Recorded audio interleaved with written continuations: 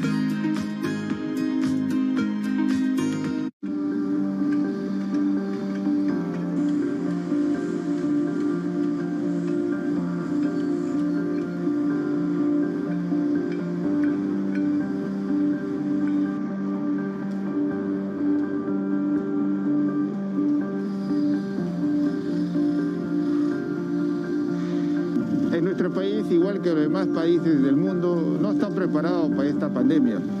Más aún, los más afectados son los países de desarrollo como el nuestro, ¿no?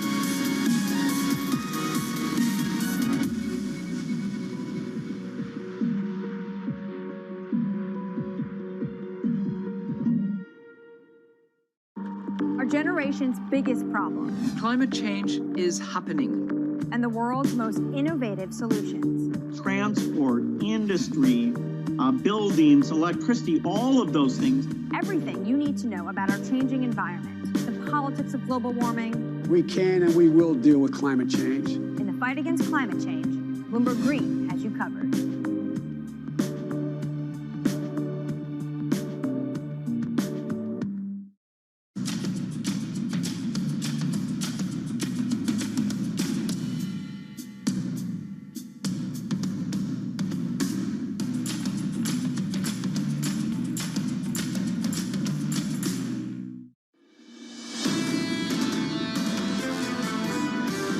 Talk about the Recovery Act we have here that we're trying to pass, I think is going to get done, and building the infrastructure in this country.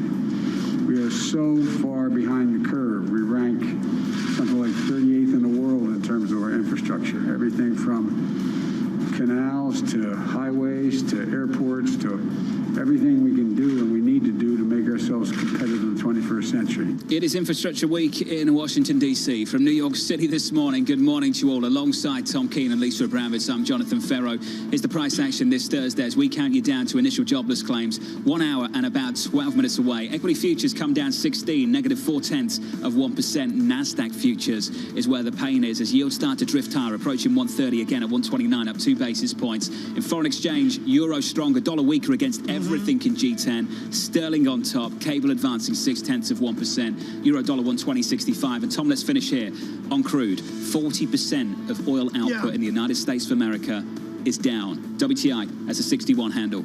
Very quickly, John, you've been brilliant on the divide across the Atlantic. Sometimes you see a single sentence in a research report that speaks volumes. Citigroup reports on Campari. That was my first read of the morning. And on Campari, Milano, U.S. sales up 13% Q4, Italy sales negative 33. John, that really shows that's a real-world divide there. Let's talk about where we have been and where we're going. So where we have been, the restrictions in Europe have been a whole lot more tighter than what we've seen play out in the United States, point one. Point two, the vaccine rollout in the United States is far more encouraging than what we're seeing play out in Europe. So it's not just about where we have been that's been better for certain companies, it's where we're going as well. The hope is the US recovers quickly. The fear is Europe doesn't play ball. Yeah. John, in your Negroni, do you use orange bitters or do you use a slice of orange? I use orange bitters. Good, so do I. We're on the same page. I'm pleased we agree on that. He drinks tea. What are you talking about? What, in the morning, hot water? Do you want me to have it? Does he drink now?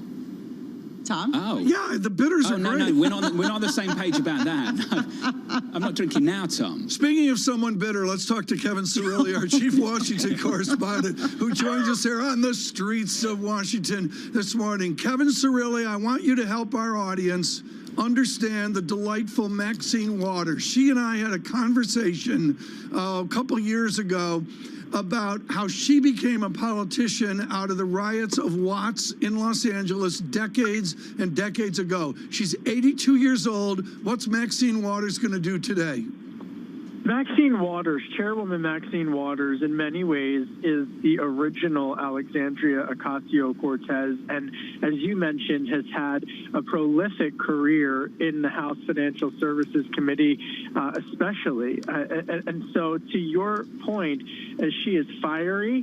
She is not afraid to get into a back and forth with whomever is sitting in the confirmation chair or in the hearing chair. Yesterday on Bloomberg Sound On, I spoke to Mick Mulvaney, who has been a member of the House Financial Services Committee and been grilled, as he mentioned, by Chairwoman Maxine Waters. I mean, if you think Senator Elizabeth Warren goes after whomever is in the financial industry taking questions, Chairwoman Waters takes it one step further. So without question, in talking with staffers on the committee over the past couple of days, this is going to be a fiery hearing. Okay, it's going to be a fiery hearing. Kevin, what will you watch for? Help our audience. We're distracted by, Campari sales. We're distracted by the real yield. Kevin, what do we need to watch for this afternoon?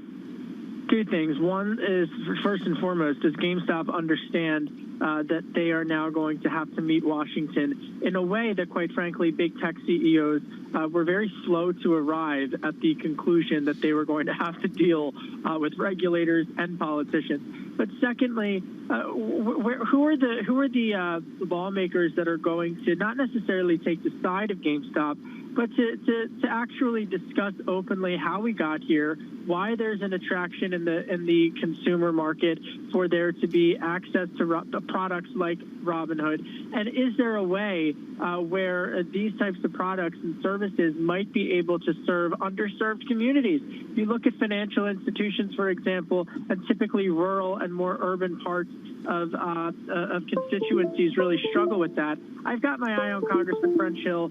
We always all talk to him. He'll be on Bloomberg later today. But he's someone, especially in the crypto space, that was able to talk about the appeal for cryptocurrency in rural America. Let's see if he's going to take that same approach with Robinhood. I love that we're going to somehow shoehorn the GameStop hearings into discussions about how to get more aid into specific local communities. Kevin, talking about local communities, I want to talk about an issue that's become increasingly heated. Governor Andrew Cuomo of New York potentially going to receive some sort of restriction of his powers by other New York legislators due to his response to the pandemic. Can you talk about how much noise you're hearing about that on Capitol Hill? Not on Capitol Hill, but it's the talk of the town in the Zooms and the after work discussions. And yesterday I told you about California. Now let's go to your guys' neck of the woods in New York. Look, Governor Cuomo is facing intense scrutiny. This is someone who flaunted his leadership style in a book.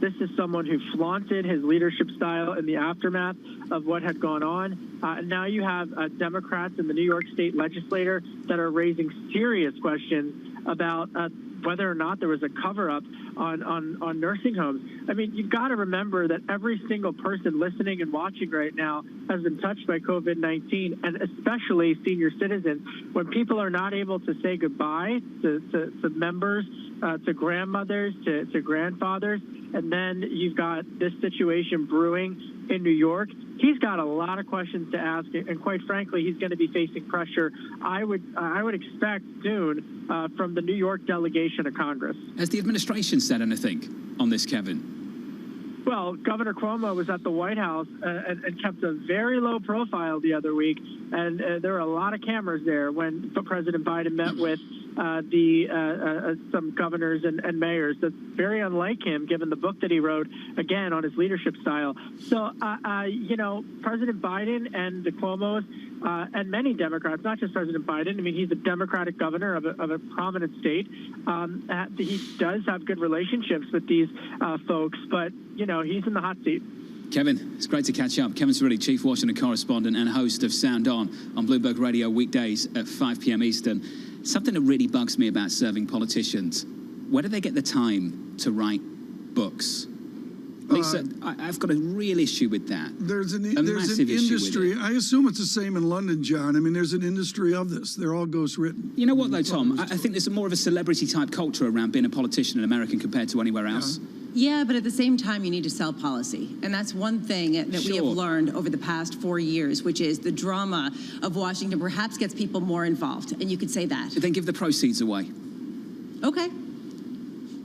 Thank you. I will. When I become a politician and I write a book, I'll give it back. As well, I think if you're a serving politician and you've got the time to write a book and you're going to get paid for that, then you should be giving that money away.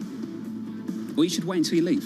I'm just raising questions here. I just think Governor Cuomo had time to write a book last year, really? Did you have time to write a book last year, Tom? You could sell the movie rights to it. Okay. From New York City this morning, good morning. Alongside Tom Keene and Lisa Abramowitz, I'm Jonathan Ferro. Initial jobless claims 1 hour away. Futures come in 15. We're down 16. We're off by 0.4%. This is Bloomberg.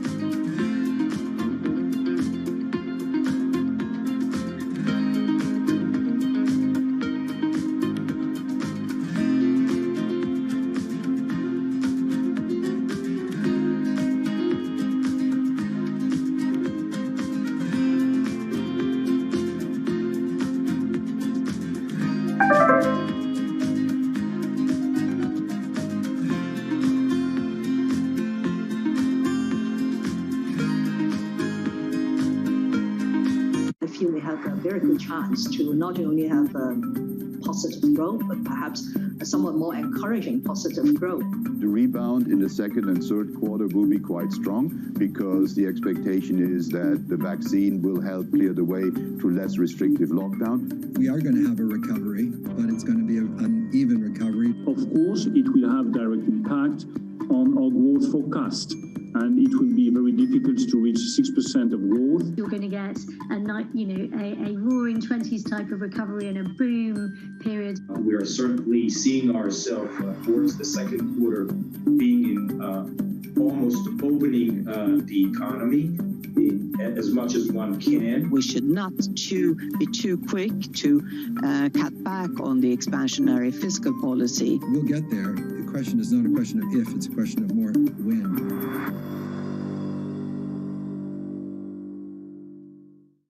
Bloomberg has enhanced search on the terminal to deliver what you need when you need it. Now, you can simply type phrases in everyday English in the command line. Compare financials. Find people. Analyze markets. You can enter phrases or ask questions. What do you want to know today? Ask a question or visit SearchGo to find answers now. Their CPG history, their experience, and really how we might be able to combine together to really create this fantastic public company. And so we kind of got into the SPAC thing a little bit before it became such a hot method of going public.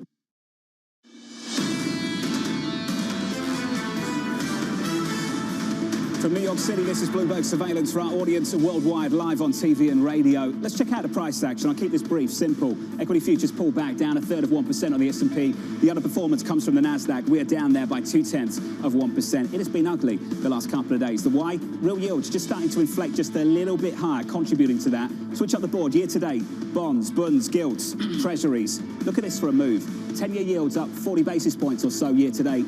On a treasury, on bunds up about 22, on gilts up 41. So I asked this question in the last 24 hours. Do you think we need the rest of the global bond market to come with treasuries? Are bunds the anchor, or will treasuries be the driver? Get to this last board. I think you've got to reflect on 2018.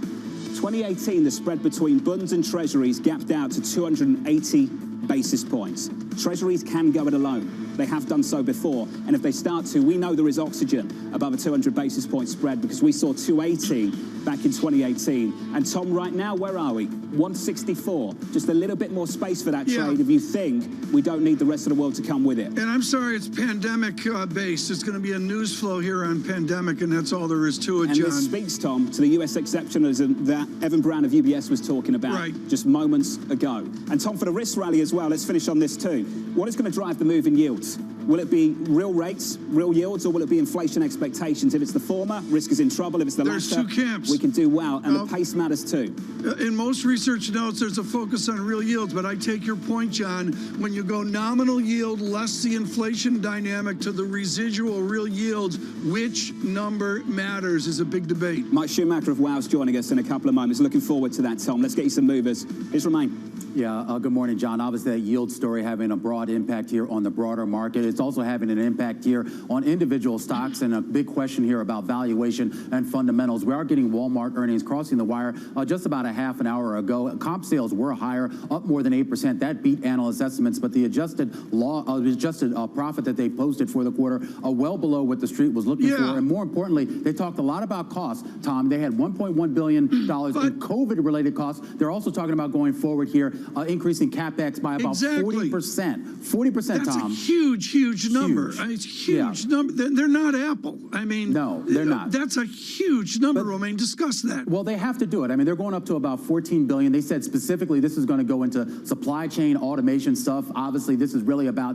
that omni-channel, being able to order things online, getting them delivered to you, or having you pick them up. They've got to keep up with the Amazons of the world. They've done a great job at it, but keeping up with them, it comes at a huge cost. Like I said, they had about $10.3 billion in CapEx last year. They're going up to $14 billion this year. They said, in addition, they still are going to be stuck with those COVID-related costs. So you add another $1 billion on top of that, and they're saying they actually plan to raise wages. Average wage is going to go up to about $15 an hour from $14. So a huge margin story here going forward. We'll see if it pays off in the long run. Keep an eye on Twilio here, because this is a huge growth story here. It's basically the backbone of a lot of what you do on the internet. When you watch a video, when you send an app on WhatsApp or anything, this is a company that basically is collecting a usage fee off of it. Their growth has been phenomenal. More importantly, Tom, they've actually been able to keep their costs under control Roku earnings. That's going to come after the bell. Flip up the board because we have to talk about what's happening later this afternoon. Of course, that's going to be the big GameStop hearing. Look, this does matter. And we know that what happens in Congress and all the grandstanding that these members are going to do probably isn't going to amount to anything in the short term. But there is a longer-term debate here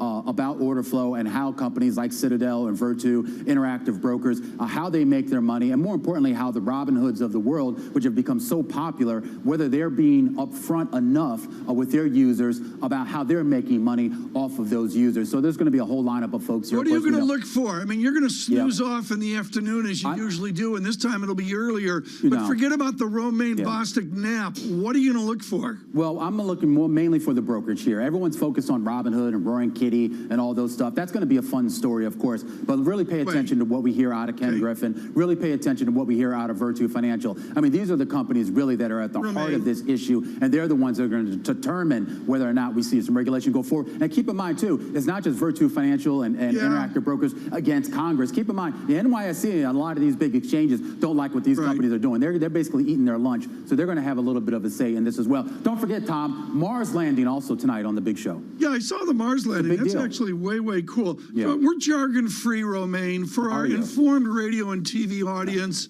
who is Roaring Kitty? Well, he's the man who basically went on YouTube and made a huge, I guess, bull call on GameStop a couple of years ago. He basically banged the drum on it for quite some time, gained a lot of followers on YouTube and then on Wall Street Bets. And now, Tom, he's become the fall guy for some reason or another. Yeah, he's being sued for securities fraud. Yeah, and you should check out his... He's got the same T-shirt as Pharaoh. For those of you on radio, you're lucky you're on radio. Well, look, I mean, he's kind of become the fall guy. And look, you should really check out his prepared testimony because he really kind of talks about, at least from his perspective, why he's not to blame. Romaine Bostic, thank you so much. The close this afternoon, and of course, with an update on GameStop and a lot of good news flow today. Right now from Cornell, MIT, with Wells Fargo, head of macro strategy, Michael Schumacher joins us. Michael, I want to cut to a single sentence in your always interesting report. You talk about interest rate on excess reserves. I'm not going to go through the ugliness of it right now, but the Fed may raise that relatively obscure statistic, that obscure rate. How close is the path from the raising of a rate nobody cares about to the discussion of it in Fed speeches? Actually, Tom, I think that's a pretty short distance the Fed would travel. And the reason that people might care a little bit about this, I think I labeled it a very geeky term, but in any case, the problem is Treasury bill yields are very close to going below zero. The Fed doesn't want this. The Treasury doesn't want this. One way the Fed can try to offset this is by raising this very obscure rate, which would give banks a bit more of an incentive to put money at the Fed and therefore less interest in buying Treasuries in the open market. Asset shortage, that's the theme, Mike. Does that resonate with you? It certainly does. So we did a call, John, I guess about 6 months ago, called All Cashed Up. Really, the takeaway is everyone's got cash. Corporates, consumers, governments, you name it. Still the case very much. Lots of cash, not many places to put it. How long can those conditions persist? Quite a while. You think about the amount of government stimulus out there, and the U.S. certainly leads the case, but lots of cash coming into the markets. We think those conditions can persist for, who knows, 6 months, 12 months, quite a while. So there's a question right now about how high inflation can get given this dynamic, given the amount of cash that is not circulating in the market, and given the fact that there is so much debt that we need to pay back. Do you think that we're underestimating inflation or overestimating it right now? Probably underestimating it, Lisa, and it's interesting. If you look at the Fed's projections, they're pretty tame. They've got core PCE at 1.8% 2 years from now. Seems pretty low. And the risk, we think, at Wells Fargo is that inflation spikes a lot sooner than that. So our economics team, for instance, boosted its numbers for CPI up by 0.3, 0.4% a couple of weeks ago. I think that's probably happening across the investment landscape. If you look at inflation-linked bonds, they've traded up like no one's business over the last few months. So we think the risk is underpriced. Mike, we understand this from the commodity side. We've seen a lot of increases in the price of lumber and oil and tin and a whole host of other commodities. But what about when services come back online? There's been some speculation that restaurants will, the ones that are left will race to hire people, and there will be a labor shortage that will cause higher wages. Do you see that actually coming through, or do you see it being less of a pressure than people expect? That's probably a little bit delayed. And the thing about that, Lisa, it's a double-edged sword. When you consider some of the massive layoffs that have happened at restaurants and bars and places of that sort, It really has been low-wage people affected primarily. It's a terrible human toll, granted, but in terms of the broad inflation statistics, fairly muted. It's probably the same way when those institutions go out to hire people. So I'd say that's not a huge effect on inflation. What is your macro strategy right now? I want to distill all this fancy talk about bond dynamics and, frankly, political stimulus dynamics down to, Michael, what do we do right now to reset for the rest of 2021? Bottom line, Tom, it's still a risk-on environment. What that means in bond land is you want to avoid taking very long duration positions, avoid treasuries for 5 years or longer, avoid comparable instruments. Look at the total returns on high-quality corporates, terrible. If you look at the back end of the curve so far this year, stay away from that stuff. We think it probably gets hit. Equity markets probably do somewhat okay, certainly not like last year, but trade up a bit, partly on inflation, partly on stimulus. Mike, good to see you, sir, as always. Thank you, John. Mike Schumacher, thank you of Wells Fargo. Some headlines coming from the ECB. This is the accounts of their last meeting. Don't mistake temporary inflation boost as sustainable. Here's a curious line from the ECB. Models may overestimate the impact on FX moves on inflation. Euro-dollar, 120.74. Let's go over that one again, Tom. Models may overestimate the impact of FX moves on inflation. Is that a very subtle green light from the ECB to this FX market that euro strength may not mean that much to their mandate, their price target? Yes. I think, yeah, and if actually even Rabari alluded to this today, maybe not with the direction of Philip Lane at the ECB, but the idea of how do you weight these different dynamics? And John, what I would suggest, respectfully, I should say, is the media often misweights what's important.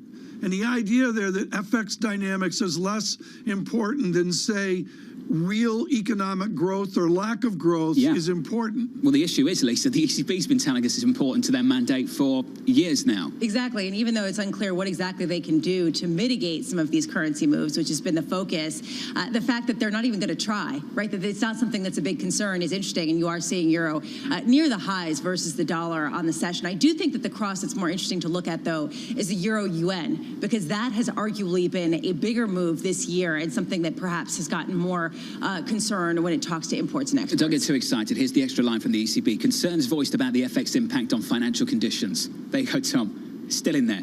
Concerns voiced about the FX impact on financial conditions. And Isabel Schnabel, where the ECB comes out with this sterling headline, John, stocks could become vulnerable to rising real yields. Okay. I'm shocked. Well, thank you for that one. On the rising yields, Tom, we're breaking out a bit again this morning, up 3 basis points on 30s, on 10s, up a little more than 2 basis points, getting very close to that 130 mark all over again. Yeah, 130, and again, John, as I think I wrote you and my people wrote your people here moments ago, what do we do at a 135?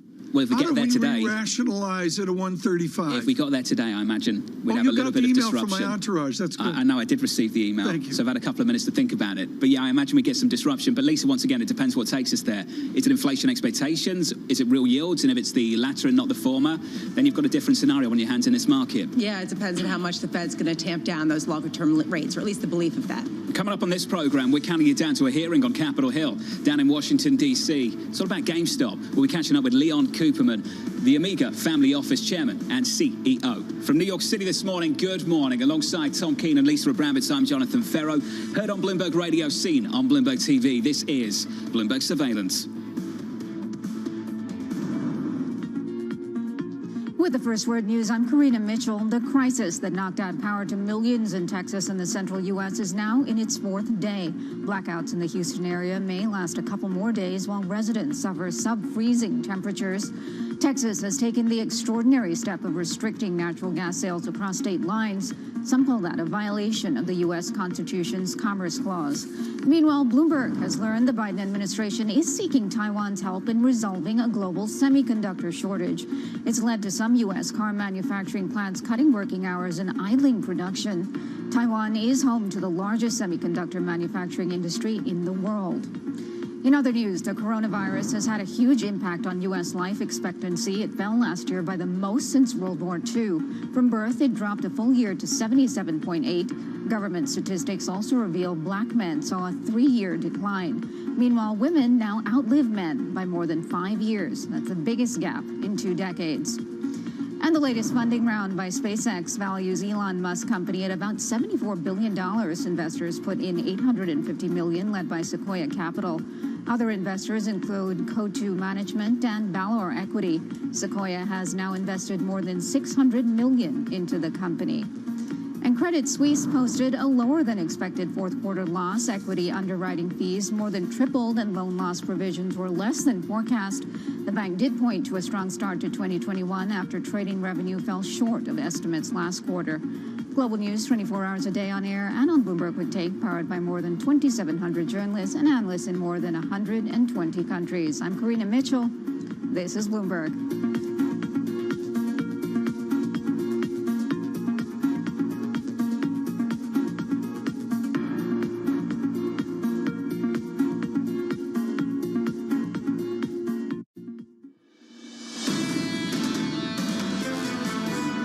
We are not out of this pandemic yet, and therefore we have to expect to have more volatility in the markets generally, even though they have come down somewhat. Until we have more clarity around the economic recovery, the road will still be somewhat bumpy. Thomas Gottstein there, the Credit Suisse CEO from New York City this morning. Good morning to you all. Alongside Tom Keene and Lisa Abramowitz, I'm Jonathan Ferro. Counting you down to the opening bell and to initial jobless claims about 46 minutes away is the price action. Equities pull back just a little bit, a mild move lower on the S&P, negative 14 points and down a third of 1%. The underperformance this morning, once again, from the NASDAQ. Big tech not performing so well as yields start to drift higher once more, up 2 or 3 basis points at the long end. On 10s, we reapproach that 130 line of the sand at 129.56. In foreign exchange, dollar weaker through all of G10. Euro dollar back to 120.75, Tom. We're up there by about a third of 1% in the euro's favor. Really interesting to see the market move today. And again, John, some real focus here on what we're going to observe this afternoon in Washington. Again, John, I'm going to go to the real yield, a negative 0.93%. Really stasis there. We don't see the higher real yield right now. Right now, Leon Cooperman joins us. He's with Omega, their family office, the chairman, the CEO. What he really is a kid out of Hunter College who got a job at Xerox a million years ago and stumbled through Columbia into Goldman Sachs, where he found acclaim, fame, and fortune. He was a regular in institutional investors award ceremonies for years and years and years. Mr. Cooperman joins us this morning. Leon, why is this short squeeze different than the 42 others you've known since you joined Goldman Sachs? Well, the market is very different because things are happening much more quickly. There's just no stabilizers. When I came to Wall Street 55 years ago, the brokerage firms traded stock for 25 to 50 cents a share. The Volcker rule didn't exist. They had an incentive to stabilize and go against the trend. That doesn't exist anymore.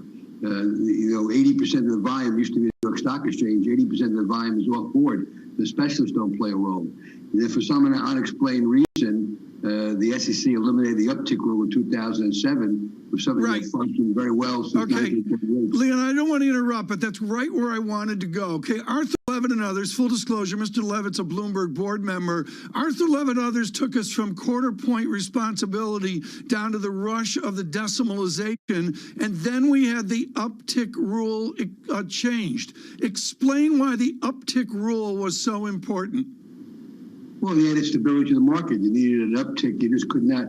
I think the elimination of the uptick rule gave rise to these high-frequency, algorithmic traders. And they know nothing about value. They know everything about price. So they exacerbate the trend. When the market's going up, they accelerate the up move. When it's going down, they accelerate the down move. And I think the SEC should they've been very mindful of the cost of trading, but they've not looked at with lowering the cost of trading, what impact it's had on the market. And I think that we should try to slow things down a little bit and reinstate the uptick rule. Charles Cantor of Neuberger Berman was on the other day and made very clear his break is a responsible short interest. Leon Cooperman, is one path here to restrict the size of the short interest to not only protect investors, but just to put a brake on all that high-speed market? No, I would say that we should just follow the rules that exist. I mean, if you short something, you have to secure a borrow. Okay, if you can't have a borrow, you shouldn't be short. So the extent that somebody's short more than 100% of the market cap of a company, it's because the rules have not been followed. Right. Leon, was there anything to admire from the events of several weeks ago? Anything to admire? Well, the system has survived, but no. I would say it's not. Look, the Wall Street ethics has been in a decline for quite some time. Many, many years ago, I confronted the then head of the New York Stock Exchange. Okay, ladies and gentlemen, I decided to put further my stop on profit for Bitcoin. He was holding for quite a while since this morning. So right now, please, all of you who follow this trade, move down your stop on profit to 51,759. It's 0.5% from the price you purchased this security, okay? So right now you are in profit 0.5%. It's kind of difficult to count as other Forex pairs in pips, because usually it gives us 100 pounds per pip if we trade euro, dollar, or any other currency. With Bitcoin, because it moves so fast, so unpredictably to any directions, it's kind of difficult to trade, and that's why basically we decided to put percent-wise, like 0.1%, 0.2%, 1%, things like that. So right now we on stop on profit from 52,020 to 51,759. This is 0.5%. Okay? If you want to get strategy, if you don't know why, how we purchased this, how we did this, you can get strategy from us.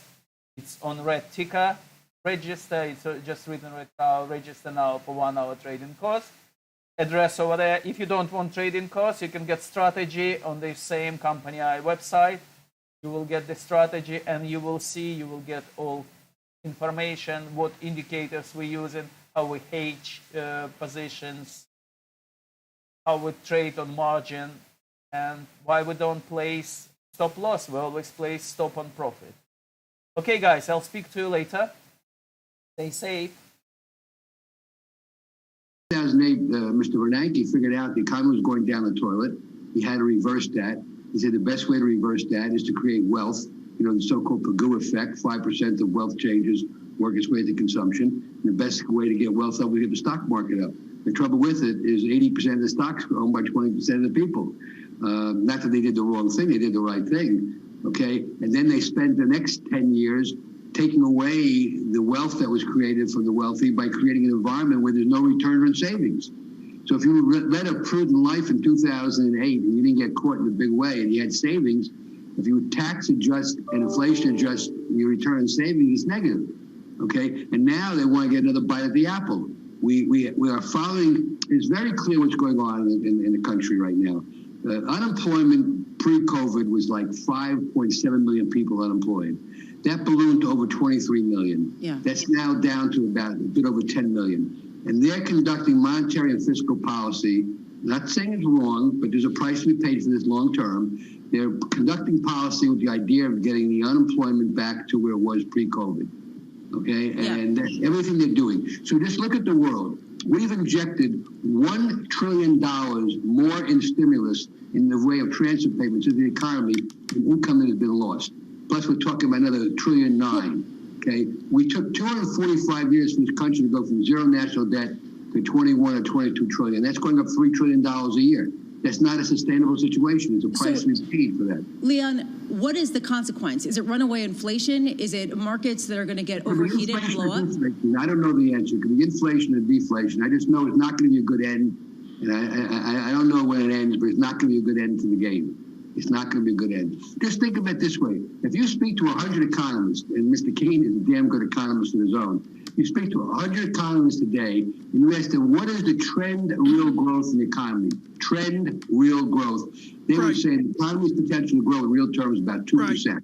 1.5% productivity, 50 basis points from labor force growth, that's 2%. Right. And another 2% for inflation, that's 4% nominal GDP growth. Okay, this year the economy is expected to grow 6%. It's growing in real terms. It's growing at 3 times trend, yet we have 0 interest rates. Doesn't make any sense. It's being the policy, and I resent Mr. Powell in one respect. Let him call for what it is. Leon, look, I want to get back, just because we're running out of time, I want to get back to what we're talking about here. Michael Lewis wrote a book about the Flash Boys. We've got to do something to get us away from the cult of high-speed trading. What is your policy prescription for Mr. Gensler to get us somewhere back to where value is worshipped like price? Pull out of the files a letter I sent to Jay Clinton in December 2018 recommending reinstating the uptick rule. That will slow the process down. I see no downside risk to doing that, and it would basically add some stability to the system. There are no stabilizers, up or down, and that's not a good thing for the market. Who is lobbying for those people? I mean, who is representing them against people of the high-speed industry, and I'm going to say including Mr. Griffin?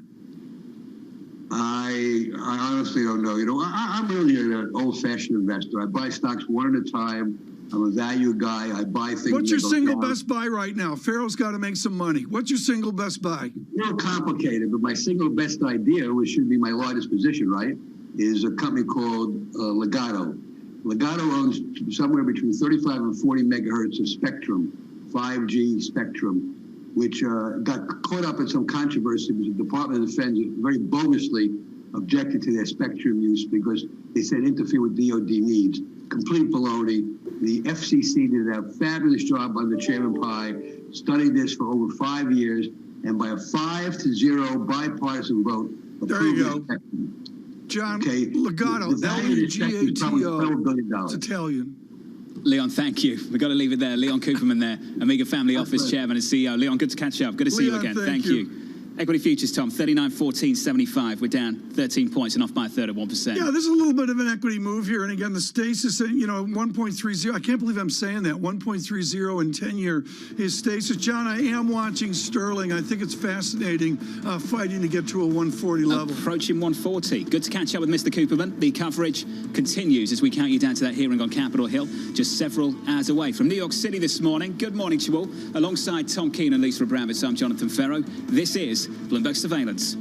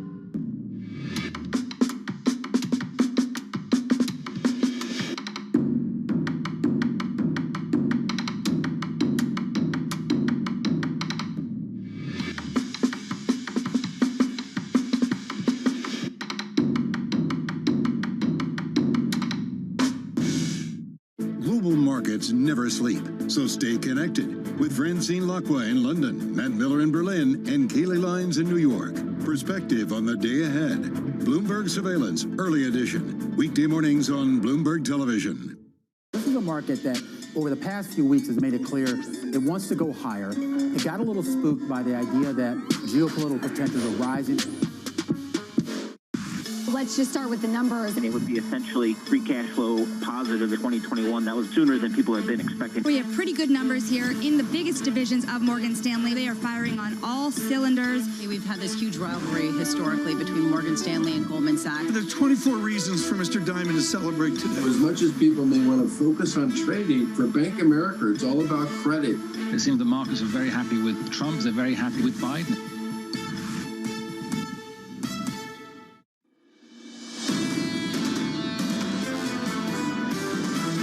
Bull market that will probably last for a long period of time has begun. We've started to price better news for 2021, but we've got a long way to go. We are about to throw a gigantic amount of stimulus on a market that's about to reopen anyway. When households have resources to spend, they ultimately will. The bigger the stimulus gets, the less money there is for anything else. Every trade is so correlated right now because every trade is being driven by negative real yields. At the core of it, high yields are predicting faster growth. This Fed is different, and we shouldn't try to fight the Fed in this environment.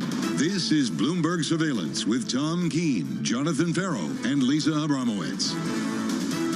Good morning, everyone. Jonathan Farrow, Lisa Abramowitz, and Tom Keene. A simulcast on radio and television nationwide around the world. Bloomberg Surveillance, good morning to you. John, I want to go right to the big shift that we see, and that is a recalculation of GDP, economic growth. And John, I like what you do. You go from where Morgan Stanley is at 7.5% Q1 GDP. That's a huge reset by Ellen Zentner. John, you take it out to 2022. I think it's right to take it to 22 because the bullishness persists into 22 on the economy. They're looking for 6.5% GDP growth in 21 and 22. They're looking for 5. Consensus view for 22 right now amongst the economists that we track, 3.6%. It's punchy out to 22 for Morgan Stanley. We are hardwired, John, that the equity markets re-rationalize every step of whatever the trend is. Jim Bianco with us in a bit here, expert at technical trend analysis. John, how does a bond market re-rationalize when we get to a 1.35% 10-year yield? Not there yet, but got close yesterday, Tom. And I think what matters is what takes us there, how quickly we get there, and what's driving it. Is it inflation expectations or reals? And as UBS's Evan Brown pointed out in the last hour, that's what will matter to risk assets. And we've seen that small inflection in real yields, Tom, and it's been enough to contribute to that downward move we've seen on the NASDAQ yesterday and again this morning. In this hour, Lisa Abramowitz, that one sense of gloom, and you know Maxine Waters and all the other politicians are focused on claims. We've got an estimate of 700 whatever thousand, way away from where we were the end of January, 201,000. Yeah, and it really goes to this tension. How do you reconcile the real world pain currently being felt, even amid some of these upgrades to the economic growth projections? And I'll just put this as a counterpoint. Citigroup economists led by Catherine Mann putting out their expectations, saying that they do not believe a return to pre-COVID GDP growth will occur until 2024. They said there is no recovery of GDP lost to the pandemic, and history shows that that gap will be borne by bondholders, lower income people, and younger generations. Okay, this is really important to get back to trend GDP, and we don't have the time here on radio and TV to go into potential GDP and output gap. But Lisa, from where you sit, and particularly in your reading, the Twitter feed you do on the bond market, is the bond market pricing in a subdued trajectory of GDP? Well, that seems to be one thesis behind the subdued yields. Not only is it the Federal Reserve, it's that subdued growth longer term.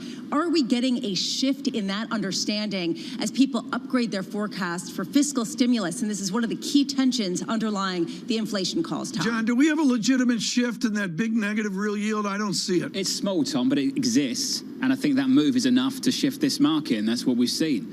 And if we do get a big move, quite clearly, the NASDAQ and those growth stocks, Tom, will be in trouble because that's underpinned the valuations for many people in the last 12 months. John, I got to call my hotel room and get ready for the storm. Do a quick data check here. Okay, Tom. I'll get you some markets. Equity futures negative 14 on the S&P 500. I got no idea what's going on with you. Down a third of 1%. In foreign exchange, euro dollar 120.78, up a third of 1% there.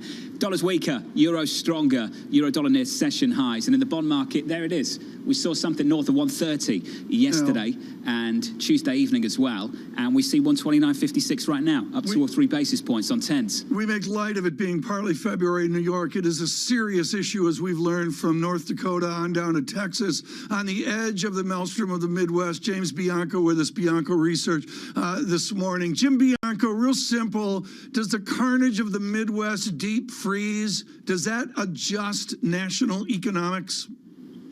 You know, you'd normally think it would, but given that we're already in the mode of working from home, the impact is far less than it would have been in a pre-pandemic era. So a lot of people like me are at home working, and while it's snowing outside as I talk to you, not a whole lot is going to change with my work habits just because of the pandemic. Jim, many people missed the recovery last year and how quickly, more specifically, how quickly the US would recover. Are we doing that all over again? As far as missing it, no, because I think a lot of people are expecting a booming recovery. If there's anything, we might be missing the return of inflation. I've heard that, you know, Wall Street has been upping their forecasts for real GDP growth. And I would just put a little finer tune on that and say, maybe it turns out to be nominal GDP growth that's going to go up, and that more of that component is going to be inflation and a little less of that component is going to be real growth. But I don't think that there's a lot of people that are looking for the economy to turn south anytime soon unless something comes along to break it. Markets are picking up on that. It feels like economists are behind the curve, though, on this, Jim. You speak to many market participants and economists separately. It just feels like the economists haven't quite upgraded their forecasts yet in the same way this market has, particularly in the bond market. Yeah, I think what they're being influenced by is interest rates. They're heading higher, and I think they're going to continue to head higher, but it's been a gradual grind. And so when I talk about the potential of inflation coming, I understand there's a base effect, but then after that, and rates might continue to move higher on inflation, the answer or the question is, why aren't they going up now? You've got the Federal Reserve buying $1.5 trillion of bonds a year, and that's probably dampening the type of move we would have X them as well. But I do think it's there, and I think that they're just, economists are starting to pick up on this idea that, as Dennis Gartman said in the last hour, the super cycle has turned, commodities are moving higher, and inflation looks like something that is coming back that we haven't seen in about 30 years. So it's also something that's very new for a lot of people. That's actually what I was going to say, that there's been a conditioning over the years that just because the Federal Reserve is incredibly involved in markets doesn't necessarily mean that we're going to get higher inflation. I am wondering, and not to harp on this, but good inflation versus bad inflation. You know, if the goods that you buy and everyone is buying more of them and no services or not as many services during the pandemic, and those goods are getting more expensive because of the increased demand, so the real inflation is going up faster than perhaps some of the headline gauges. Is that good? Do wages necessarily follow? What's your sense? Well, two things. On the goods inflation, you're not seeing it as much in the data, but Matt Iglesias brought up a good point on Twitter over the weekend. You're getting rationing. Go buy something at Home Depot or Lowe's, and the price is cheap, and you'll get it in April. So they're rationing out their supply as opposed to raising their prices. Well, that's a form of inflation. It's just not showing up in the data as well, too. As far as where we're going to go from here, I think, when you talk about bad inflation, the question is going to be, once we reopen with all the stimulus and services start to move, because a lot of them are dormant right now because of the lockdown restrictions, are we going to see that start to move? And finally, you mentioned about wages. We have already been, the vernacular I've been using, we've been mailing people money. We just got done mailing them $600. We're going to mail them $1,400. I understand why we're doing it. That's 20% of the American income right now is being sent to you via the government in the form of stimulus. And there's another big one coming. Don't need wage inflation. You have personal income inflation because the government is making up that difference. And that's going to lead to a big stimulus when things reopen later this year. And this is the big distinction that people are pointing to of why we're going to get inflation that's much faster than people are expecting. As economists become more accepting of this idea, how high can yields go?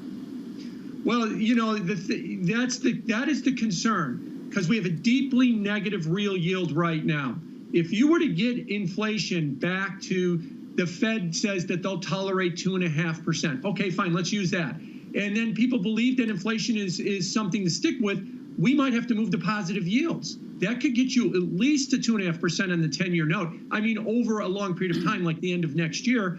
And in this levered bond market, that kind of move would be very unsettling, even though you might look at it from a long history and say it's still 2.5%, it's a very low yield. But from the perspective of the way that bonds are traded and held, and especially financed through the repo market, that kind of move in yields will be a very difficult one for everybody to swallow. Jim, I want you to go back to your training and technical analysis. You are a CMT.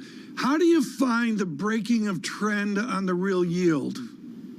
The real yield breaking of trend is going to be very difficult to find right now because it's been in a downtrend and it really hasn't turned very much. But what I have found in looking at those charts is when it does break, it tends to move rapidly. Yes, quickly. yes. You know, so, I heard John say, maybe there's a little bit of a turn here and that's an accurate description. And then there's a little bit more of a turn and then pow, it just goes. Okay, well, that's really what people are most worried about when it comes to real yields. There won't be this gradual rise like you have with nominal yields. They could move a lot faster. Yeah, what's important here, Jim, is red zone, green zone. So your experience here on 2-10 spread or real yield is when you go boom, you go. Is boom right to a positive statistic?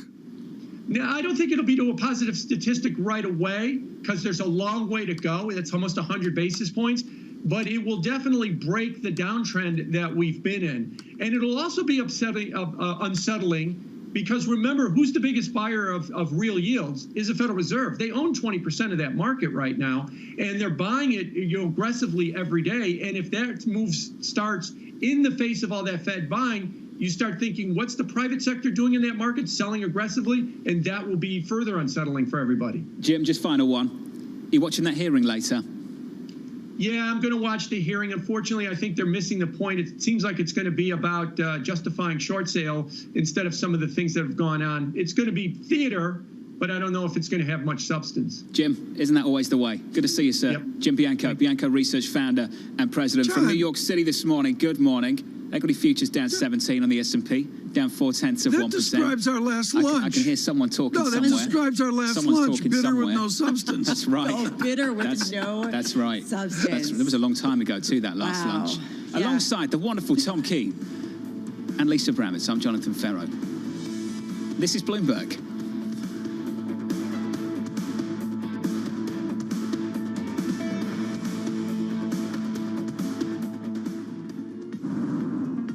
With the First Word News, I'm Karina Mitchell. Texas is taking an extraordinary step to recover from rolling blackouts. It's restricting the flow of natural gas across state lines to ensure in-state power generators have enough. Some are calling that a violation of the U.S. Constitution's Commerce Clause. The crisis is now in its fourth day. Several million Texans remain without electricity. Meanwhile, President Biden's about to launch what may be one of his toughest legislative challenges. His immigration reform bill will be unveiled today in Congress. It includes a path to citizenship for 11 million immigrants living illegally in the U.S. and calls for more than technology to secure the border with Mexico. Meanwhile, the president had his first phone call with Israel's Benjamin Netanyahu. They discussed Middle East peace efforts and defense cooperation. Mr. Biden called it a good conversation. The delay in speaking led to speculation he was freezing out the prime minister. Netanyahu had a close relationship with Donald Trump. Shares of Walmart are lower. The world's largest retailer reported one of its best holiday sales quarters on record, but it warns there's a slowdown ahead, saying sales will rise in the low single digits this year, below the chain's recent breakneck pace. And Facebook has started restricting the sharing of news on its service in Australia. That's the social network's answer to a controversial proposed law that would require tech companies to pay publishers when their articles are posted by users. Google also opposes that law, but did strike up a deal with Rupert Murdoch's News Corp to pay for stories from the Wall Street Journal and Australian newspapers. Global news 24 hours a day on air and on Bloomberg Quick Take, powered by more than 2,700 journalists and analysts in more than 120 countries. There is much more to come. Please stay with us. This is Bloomberg.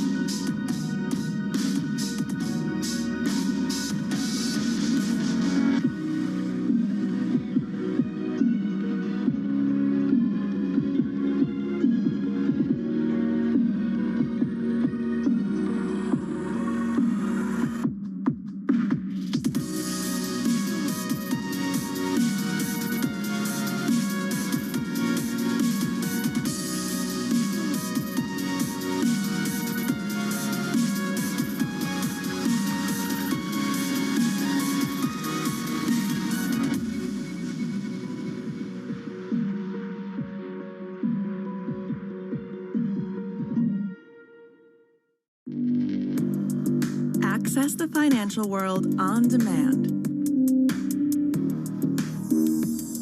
Hear from leading economists, policymakers, and industry experts via live and on-demand webinars, only from Bloomberg. Start exploring to see what's moving the markets. Visit Bloomberg.com/webinars.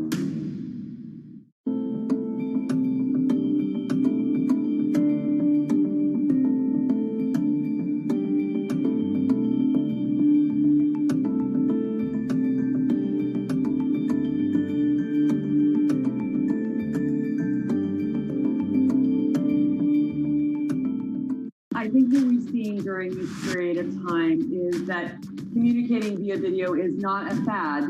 We are using it in all aspects of our lives, for work, for learning, for communicating, for staying in touch. Trading revenues coming in better than expected. Everything cash, $1.4 trillion of cash. One of the most notable aspects of this report that was stellar.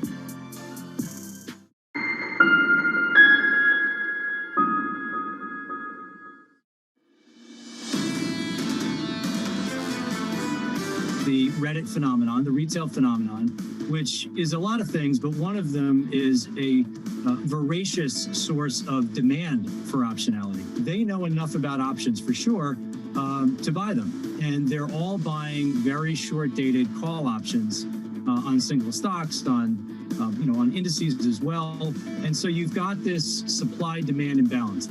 Dean Kerner there, Macro Risk Advisors founder and CEO on the Reddit retail phenomenon, and acknowledging the amount of knowledge that is in that base, particularly after a few weeks of people looking down their nose at the retail audience. From New York City this morning, good morning to you all. Alongside Tom Keene and Lisa Abramowitz, I'm Jonathan Ferro, counting you down to the opening bell. And about 12 minutes away, we will have initial jobless claims for you as well. This is what the price action looks like going into that.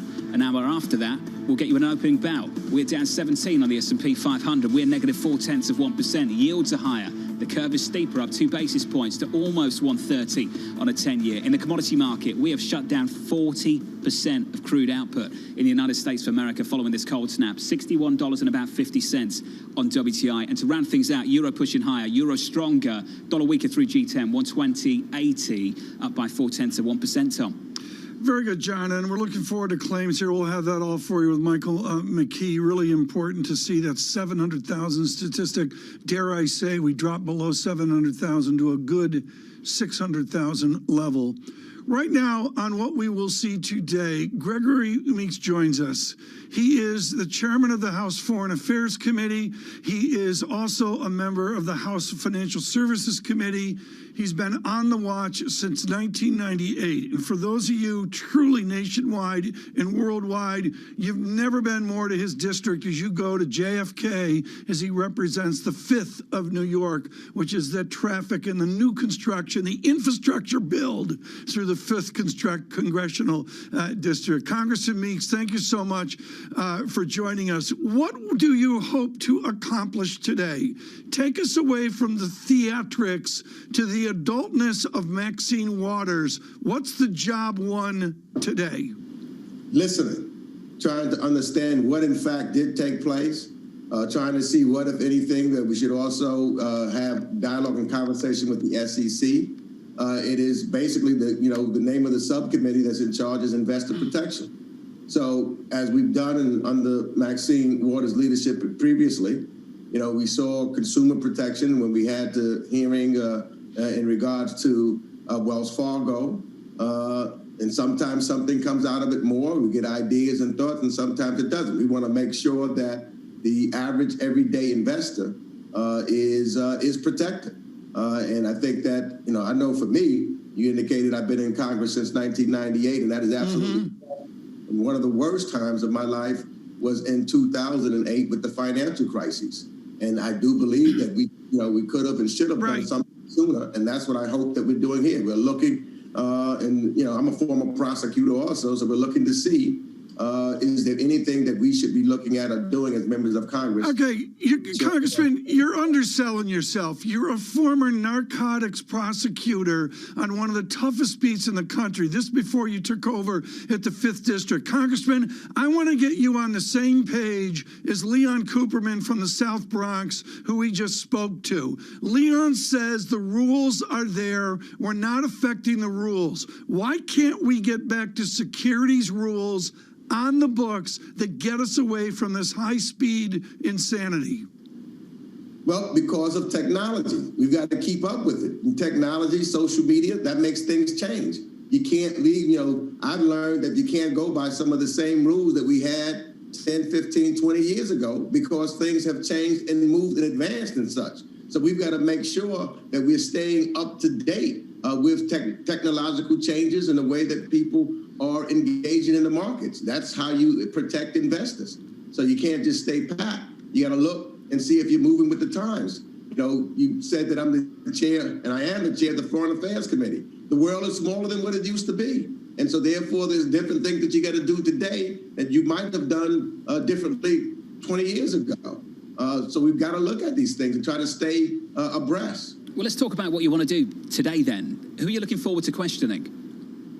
Well, I'm looking to talk about whether or not the potential, there's any conflicts of interest, whether or not there was any potentially harmful hedge fund practices or, as I said, and how social media is on our market and accessibility to public information, that's important. The operation of trading apps like Robinhood and the impact on retail investors, that becomes important. So I want to make and ask some questions in that regard to try to see what those answers are. When I look at, for example, Robinhood, whether they had a liquidity problem or not. I know that there was an issue that came up in this past December, and and it's important. I mean, using Robinhood as an example, number one, I like what they are trying to do in the sense that they're trying to get people who are the little guys into the market so that they have an opportunity to try to get in the market and create wealth for themselves, because I'm particularly for some to try to make sure that we create wealth. But at the same time, I want to make sure they're protected. Congressman, forgive me for breaking in. We just have about a minute left, and I'm wondering, from your perspective, some people have said Robinhood could do their job better if settlement times were shorter. We do live in a technological world, so why should it take 3 days for basic trades to settle, perhaps 2 days or 1 day even? This creates that gap that was the problem for Robinhood. Do you endorse spending the millions of dollars that would be required to increase settlement times and decrease these gaps? Well, I'm looking at it. I mean, we went from T3 to T2. And some have recommended us that we look at T1. We go to 1 day. So that's something that I want to, another area of questioning, another probing that we can do. My ears are all open, so I can make a determination in that regard. So I'm not ruling anything out or anything in. I'm here to learn, and the only way you learn is by asking questions. Let's rule this in. Can we catch up in a couple of days after this hearing? Maybe Monday, maybe tomorrow. I'd love to do that, Congressman. Thank you. Gregory Meeks there of New York. Thank you, sir. Thank you. Looking forward to the hearing a little bit later on, Tom. Got a feel there for the approach today into this hearing. Well, I gotta be honest, John. I come in, folks, with preconceived conceptions, and I got to admit I'm adjusting my tone on what we may see this afternoon, and I do that with great respect for Maxine Waters. She's tough as nails at 82. She's got a history of tough questioning, and I got to admit, John, this may be eventful. Tom, you know how this works. Take a deep breath. Take a deep breath. There are people that know what they're talking about. The congressman is one. Yeah. There will be people that really don't know what they're talking about in this hearing. You know where I'm going with this. There will be some very strange questions. Okay, they'll be strange. I mean, I'm not worried about Roaring Kitty or whatever the hell his name is. I'm talking about how does Ken Griffith respond to this? I love, Tom, you're great. Never change. I came in with preconceived notions that there'd be nothing that would happen. Maybe something will happen. Here's the word John and I use, Lisa. I thought it'd be a snooze fest of pontification and lectures, and there may be some substance. Well, the problem is, Tom, is that the politicians, the lawmakers, often come in with preconceived ideas. Yeah. And they're not willing to change them. That's often the issue. Would you do a data check and save all three of us? I'm happy to do that. 39.1050 on the S&P 500. We pulled back 18. We're down 0.4%. Initial jobless claims in America just around the corner. That means we have Michael McKee in the studio. That's next. This is Bloomberg.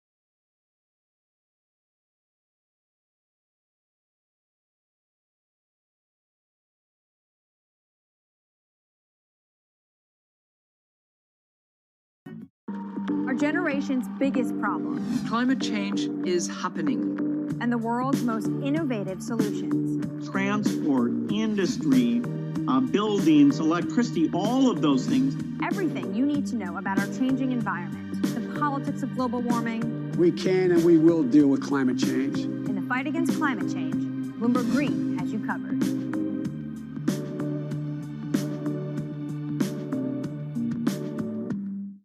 This is the 1980s all over again, to make sure that we keep our hands firmly on the driving wheel. I do not see demand coming back to the pre-COVID level anywhere earlier than the end of 2022. If that happens and we see a demand recovery, then I think the market can absorb it.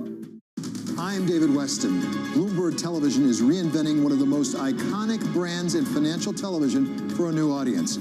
Join me to see the news program for the clever investor. This is Bloomberg Wall Street Week.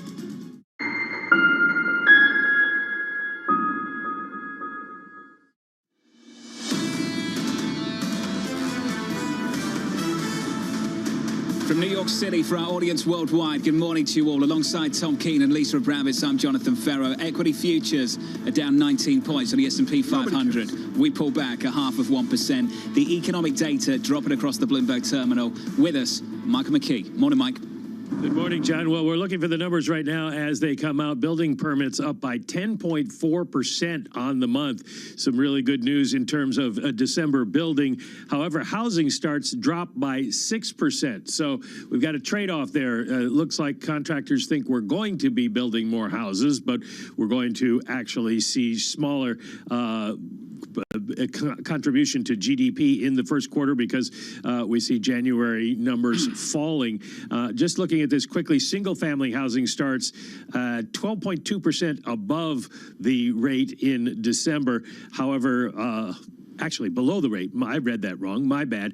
And for multifamily dwellings, down 402,000, so a little bit less, and 2.3% decline in housing completions. Now, of course, everybody wants to know about jobless claims. Jobless claims come in for the month at 861,000. So Tom's fondest hopes of a better number go by the board. Last week revised up to 848. So not only did we lose the 7 handle on jobless claims, they go up to 848,000 for last week and 861,000 for this week. So still a lot of people without work. I want to quickly mention a couple other numbers, and that is the Philadelphia Fed Business Outlook up to 23.1. The forecast was for a drop to 20, but last month it was 26.5. So it's hanging in there.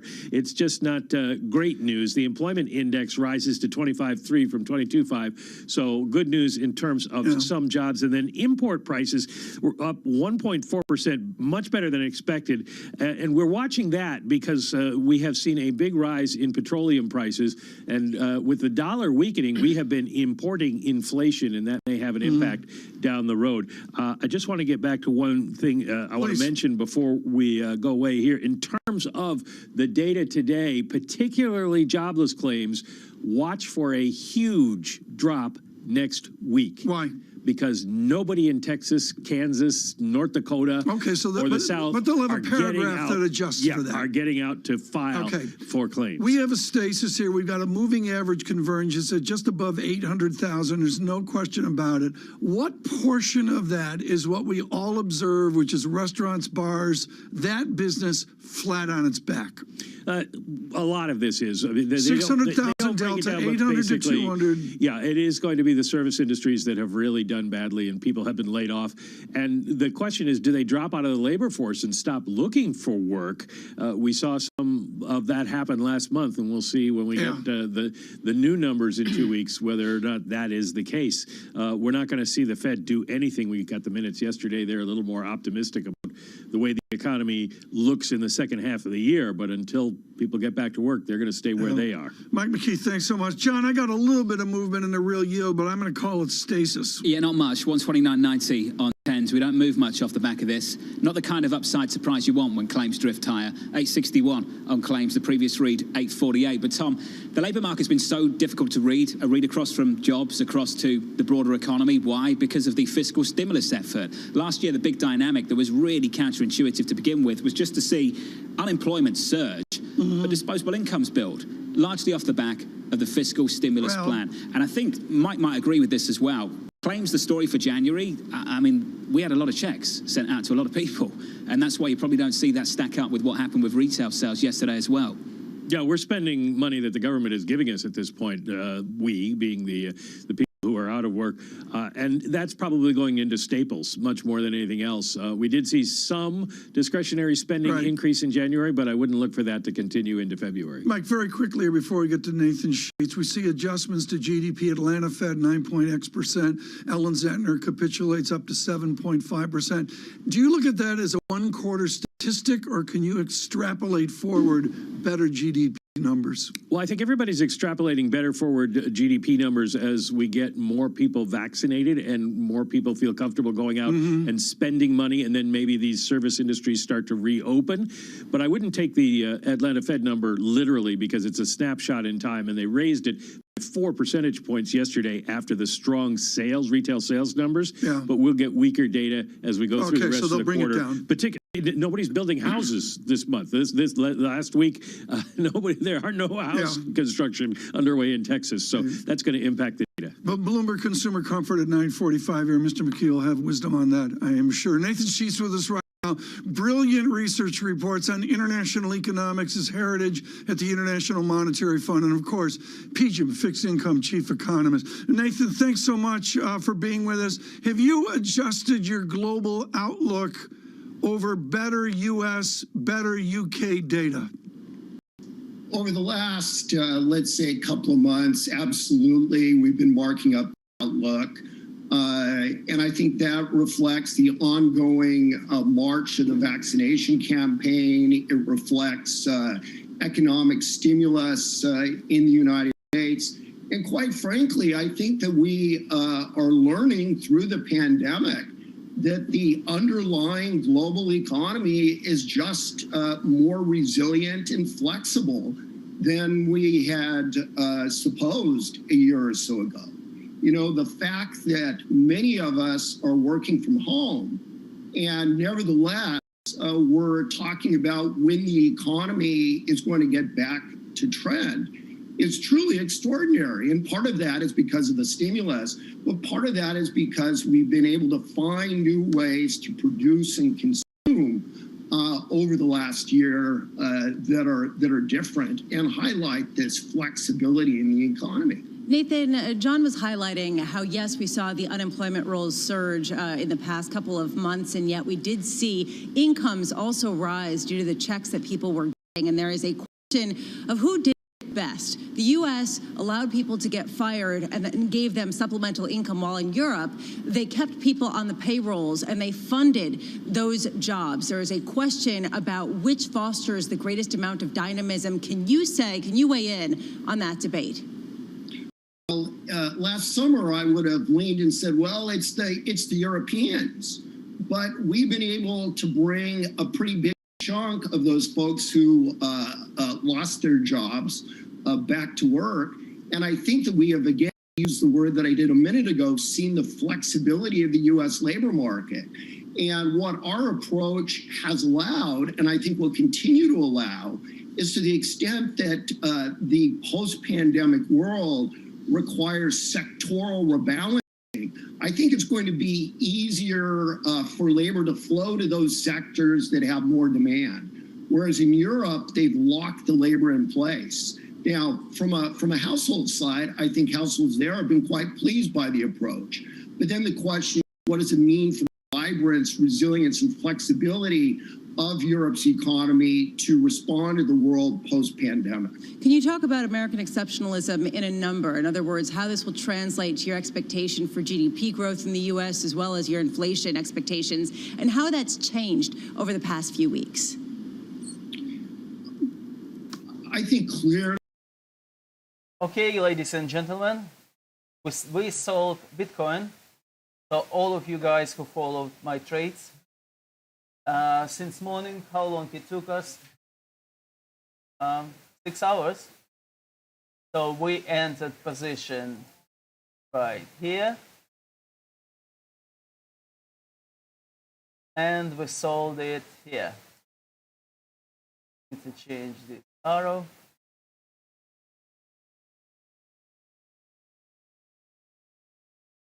So that's it. You just made 0.5%, 0.5%. So it's up. It all depends on how much you invested to Bitcoin. This is your profit. Okay, well done. Well done, guys. If you're still looking for the strategy, if you didn't purchase yet, you can find it on our website. You can find this on the ticker, red one. Yes. And if you don't want to use strategy, you can still follow our trades and make profit your way. Okay, speak to you later, guys. Will probably move up a bit, but then will come back down. And that the 10-year Treasury yield, say, is likely to follow a similar path. But where I think the big debate is, we're comfortable that that's where we're going to end up. But as we're along that path, I think many in the markets may worry, this is going to be permanent. Or the Federal Reserve, I think they will look through it, but people can be worried about it. So it's about the inflation outlook, the Fed's response, and what that means for Treasury yields and for credit. The back half of this year is going to be fascinating, Nathan. It really is. Nathan Sheets, PGIM Fixed Income Chief Economist and Head of Global Macroeconomic Research. You've just got to picture it, Tom. Let's just say the vaccine progress that we've made sticks, it holds, we start to reopen as we work our way through spring into summer. Imagine this. You've got inflation north of 2%. And maybe accelerating a little bit because of base effects and people re-engaging with the economy. Right. You've got GDP on course to have a 6 handle for the year end, for the whole year for 2021, and a Fed saying, we'll sit it out. We're not going to do anything. I go back to the short-term rates as we talked about before, IOER, all these things nobody pays attention to, including me, and all of a sudden that's going to filter into Fed speeches. And John, all of the history of this is the same. There'll be a sentence here, a sentence here, and you and I are going to look at our Bloomberg terminals on our phones and say, wait, what happened? And it was somebody giving a speech in Kansas City. Chairman Powell, Vice Chair Clarida, Governor Brainerd, Lisa, you can imagine them all on the same page, and then just someone over here write just a something, sentence, just a line, just a line. And everybody just gets all up in a tizzy. Nathan Sheets said something really interesting there, where he said that people perhaps will think this will have a longer lasting effect. Could there be more of a market disruption, perhaps, than is worthwhile longer term on those expectations, which really raises some interesting questions over the next couple of years? More still to come. Alongside Lisa Abramowitz and Tom Keene, I'm Jonathan Ferro. Coming up in the next hour on Bloomberg TV, we count you down to the hearing on Capitol Hill. We do that with Thomas Petterfly, the Interactive Brokers Chairman from New York City this morning. Good morning to you all. This is Bloomberg.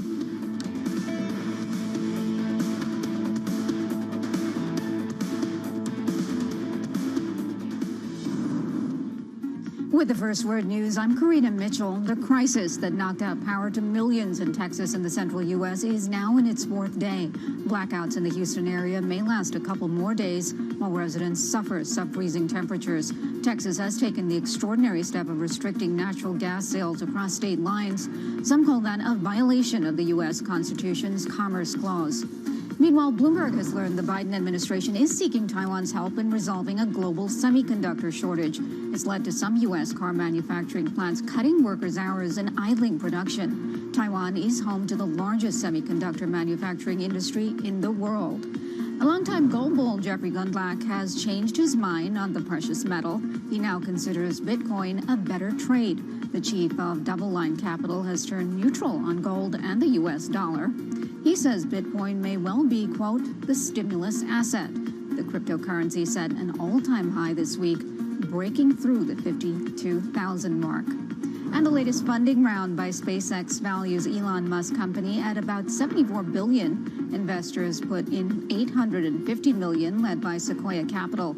Other investors include Coatue Management and Valor Equity. Sequoia has now invested more than $600 million into the company. And McDonald's will tie 15% of executives' bonuses to meeting targets, including diversity and inclusion. Plus, the chain began disclosing data on the racial makeup of its workforce. They're major steps by one of the largest U.S. companies to better reflect the population. Global news, 24 hours a day, on air and on Bloomberg Quick Take, powered by more than 2,700 journalists and analysts in more than 120 countries. I'm Karina Mitchell. Much more to come ahead. Stay with us. This is Bloomberg.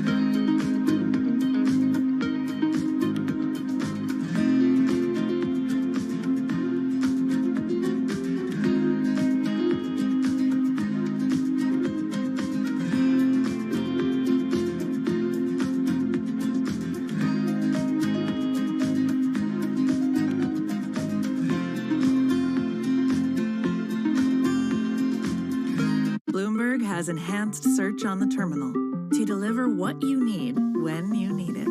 Now, you can simply type phrases in everyday English in the command line. Compare financials. Find people. Analyze markets.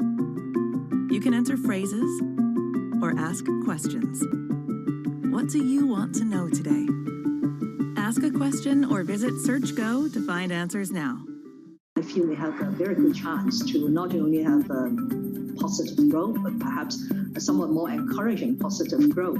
The rebound in the second and third quarter will be quite strong because the expectation is that the vaccine will help clear the way to less restrictive lockdown. We are going to have a recovery, but it's going to be an uneven recovery. Of course, it will have direct impact on our growth forecast, and it will be very difficult to reach 6% of growth. You're going to get a roaring 20s type of recovery and a boom period. We are certainly seeing ourselves towards the second quarter being in almost opening the economy as much as one can. We should not be too quick to cut back on the expansionary fiscal policy. We'll get there. The question is not a question of if, it's a question of more when. It's really a reminder, isn't it, just how sensitive the markets are to any commentary about trade. We did see some pressure on the yuan, we did see some pressure on the futures. That is now being reversed.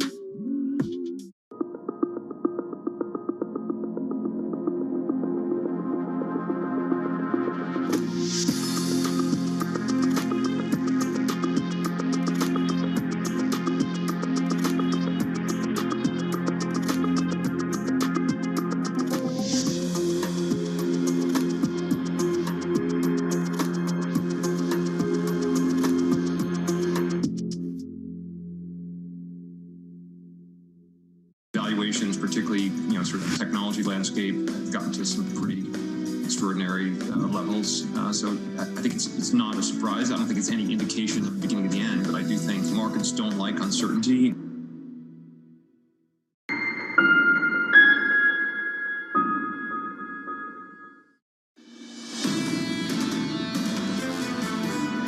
All over the nation, there's huge storms that are now causing delays in shipments. So I've been updated this morning on the fact that we unfortunately do expect vaccine to be delayed. Shipments of vaccine that we were expecting by yesterday, today, to be delayed. That means we're going to have to hold back appointments that New Yorkers need because the vaccine isn't arriving. Good morning, everyone. Bloomberg Surveillance, Lisa Bramlett and Tom Keene, Jonathan Farrow preparing for the 9 a.m. opening to get to those hearings in Washington. Futures negative 26. I'm going to call it a churn to the market. Lisa, a 130 print yields a little bit higher here. Yeah, the key question is at what point it starts to bleed into equity assets and prices. The idea that perhaps when you start getting less negative real yields, that appetite for risk just gets a little bit more diminished. We will see. There is a high contact sport.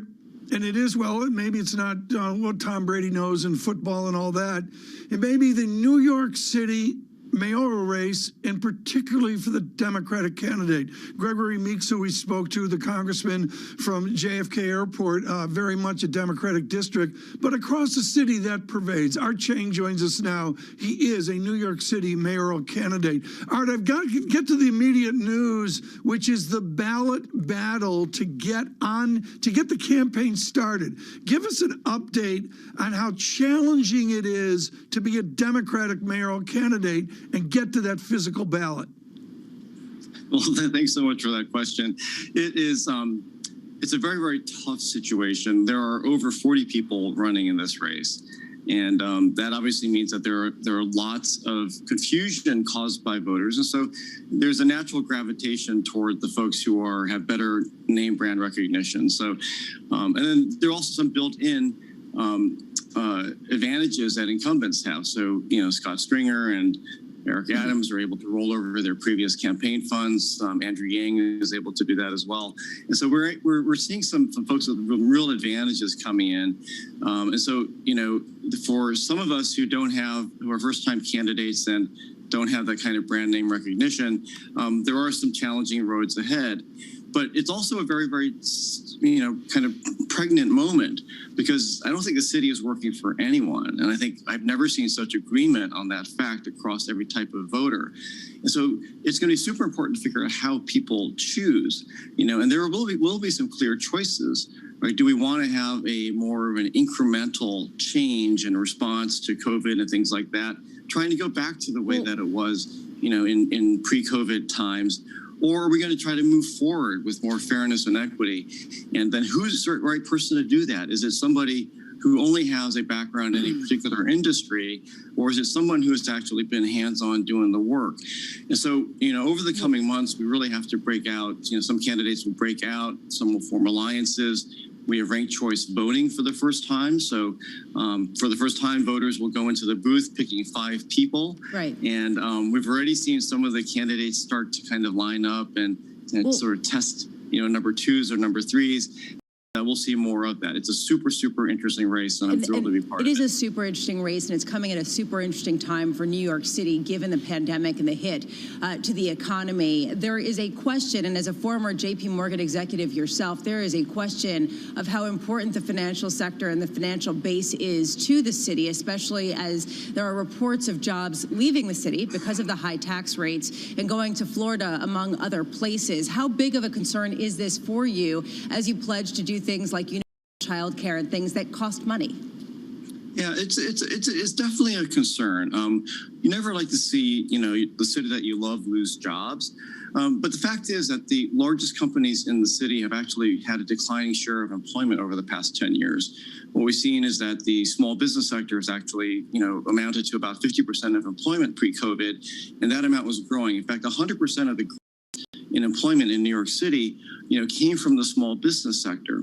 And considering the fact that New York City metro area has a GDP that is in the top 13 of countries if it were treated as a separate country, right, there is significant financial weight here. And it's not coming just from the financial sector, it's coming from other places. JP Morgan, and other financial companies, Citi, Goldman have been steadily, moving people in the back office to New Jersey, to Texas, to other places, to lower cost jurisdictions. So that was a move that was already happening pre-COVID. Well, but are you concerned about the idea of land in Midtown, or just sort of a sea of empty office buildings that remain largely empty even as people come back to work or are able to come back to work simply because of changed habits? Absolutely. But the change habits there are two sides to that. So yes, there are empty offices, and we need to address that. But it calls for maybe a reimagination of Midtown. Maybe it's a more of a mixed-use place. Maybe some of those offices get converted into apartments and condos and more retail and places maybe where artists and entertainment companies can perform and practice. Right. Art, we're running out of time, and the question is so important. You were knee-deep in the Queens West Development Project, really providing some serious expertise there. Amazon was also knee-deep in that. Amazon at one point just said, "Are you kidding me?" And they got out of Dodge and moved east across the river back into Manhattan. What did you learn from the experience that will help you as mayor of this great city? Few lessons. Number one, if you're going to try to do a deal like that, it has to be fully transparent to everybody from the very beginning. And it wasn't. And details emerged after the deal was scuttled that really raised some troubling questions about tax benefits. The second thing is just the notion of justice. You have, one of the largest companies in the world paying no income taxes in the United States, and yet getting a subsidy to be here in New York City. And it wasn't a question about New York City or not New York City as they had laid out. As we saw, they ended up spending $1 billion to buy the Lord and Taylor building. They're doubling down here in New York. So I think that in a move not to go through with that deal. Art Chang, we got to leave it there. Thank you so much. He is a mayoral candidate of the Democratic persuasion in New York City. Art, thank you again. Lisa, what'd you learn there? That was interesting. I just think that this is a really interesting and dynamic economy. 40 people running. Well, yeah, there are a lot of people running, and it's a pivotal time for the city. And there's a question about who the economy. What, you think that I'm going to run? Yeah, well, why and then I'll not? write a book. But I promise I'll donate the proceeds. No, I could just see it. I mean, what a crowded field. I mean, yeah. And you got to, you mentioned it. They got the rank thing going. That's actually really key. The idea that if you don't vote for one person, if you like somebody and you rank them first, you can put a second candidate who might be more likely to win, and you're not just throwing away your vote. This is a key change in the voting procedure that other places in the nation are looking at, Tom. They are looking at that across many other localities and, for that matter, other nations as well. On the data front, we deteriorate. Futures negative 27. The VIX goes out 1.79 points. 23, a 23 handle on the VIX gets my attention. 23.29. We've been looking at 60, rounded up, 65 a barrel. On Brent, rounded down, 61 a barrel. On West Texas Intermediate, gold gets a bounce off the carnage of the last 2 days. Stay with us through the day on radio and TV. Balance of power, of course, looking forward to the GameStop game. I'll get it out. 3, 2, 1. GameStop hearings. Stay with us. Good morning.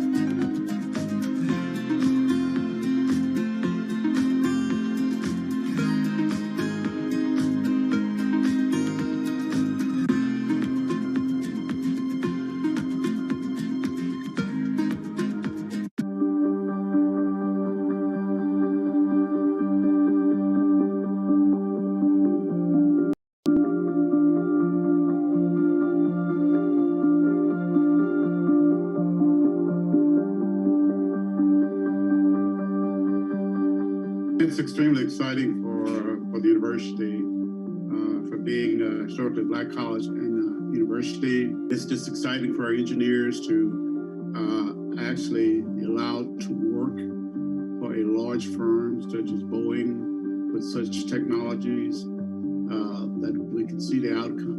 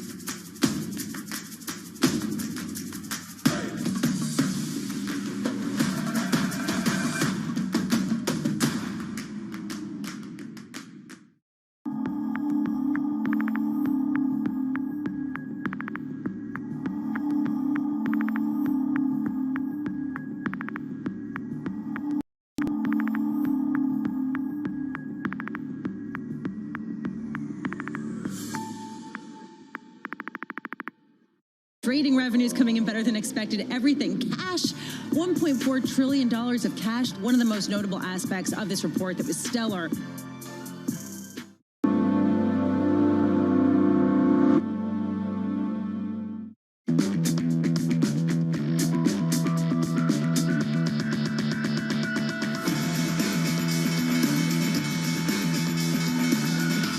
From New York City for our audience worldwide, good morning, good morning. The countdown to the open starts right now, 30 minutes away from the opening bell, with equity futures just about holding on to 3,900. We're down 26 and off by 0.7%. Let's get straight to it. We begin with the big issue, the Reddit revolution, heading to DC. Those congressional hearings are going to be on television. The last 2 weeks of January. Is it something to look at? Meme stock trading. GameStop. We really saw the oxygen sucked out the market. This is a paradigm shift. A new buyer in the market. These retail investors. They got organized. They all happened to got into the same trading. Things have happened in markets that no regulators expected. We will see a trend for more regulation.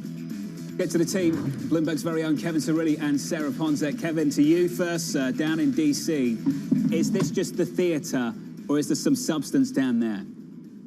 GameStop heads to Washington, whether it's just political theater before Chairwoman Maxine Waters, the House Financial Services Committee, or whether or not GameStop understands, in contrast to big tech, to be quite frank with you, of yesteryear, that they are now going to be meeting regulators, Washington lawmakers, policymakers, that they are going to be front and center of the policy discourse here in Washington, D.C., not just for the next 24 hours, but also for years to come. We're going to wait and see when the CEO, Vlad Tenev, does testify before this committee. I've been talking to staffers about this for the past couple of days, Jonathan. I can tell you that the Democrats are fired up. They are ready to go. Chairwoman Waters is not going to pull any political punches. And already you saw from the testimony that was released yesterday from the CEO that they are trying to defend themselves. They are saying that they are not in the back pocket of hedge fund companies. Yesterday, I spoke with Mick Mulvaney. He is the former chief of staff to President Donald Trump, as well as a former member of the House Financial Services Committee from his time in Congress.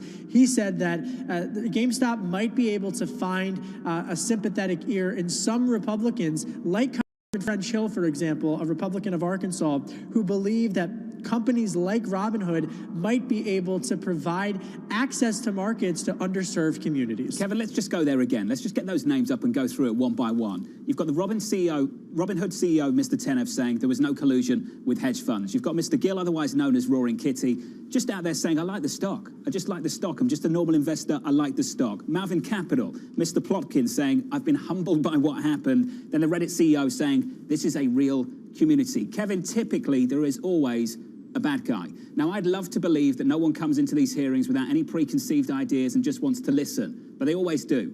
And all of this is about finding a data point, finding some fuel for your pre-existing views on whatever that might be, regulation, etc.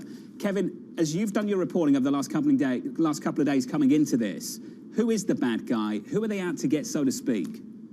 Democrats are going to say that it's hedge funds companies, or progressives rather, are going to say that it's hedge funds companies. Republicans are going to say that there's an opportunity for there to be provide new access, again, to underserved communities, to rural America, to parts of cities that are often underserved. But we've seen the debate and the outlines of this debate form in real time in covering financial services in Washington with cryptocurrency. And obviously, they are a world apart in terms of the issues and the substance. But the two polarized camps are similar. When you've got North Korea in the news on cryptocurrency, SolarWind hacks and whatnot, there is going to be a substantial policy discussion from a security perspective. But get ready, because this is going to be, like I said, a remarkable hearing to watch unfold in a couple of hours. I'm sure it will be. Kevin, great to catch up. Kevin Cirilli down in Washington, D.C. I think my colleague Matthew Miller several hours ago asked the most important question. Can you think of a single hearing down in D.C. on anything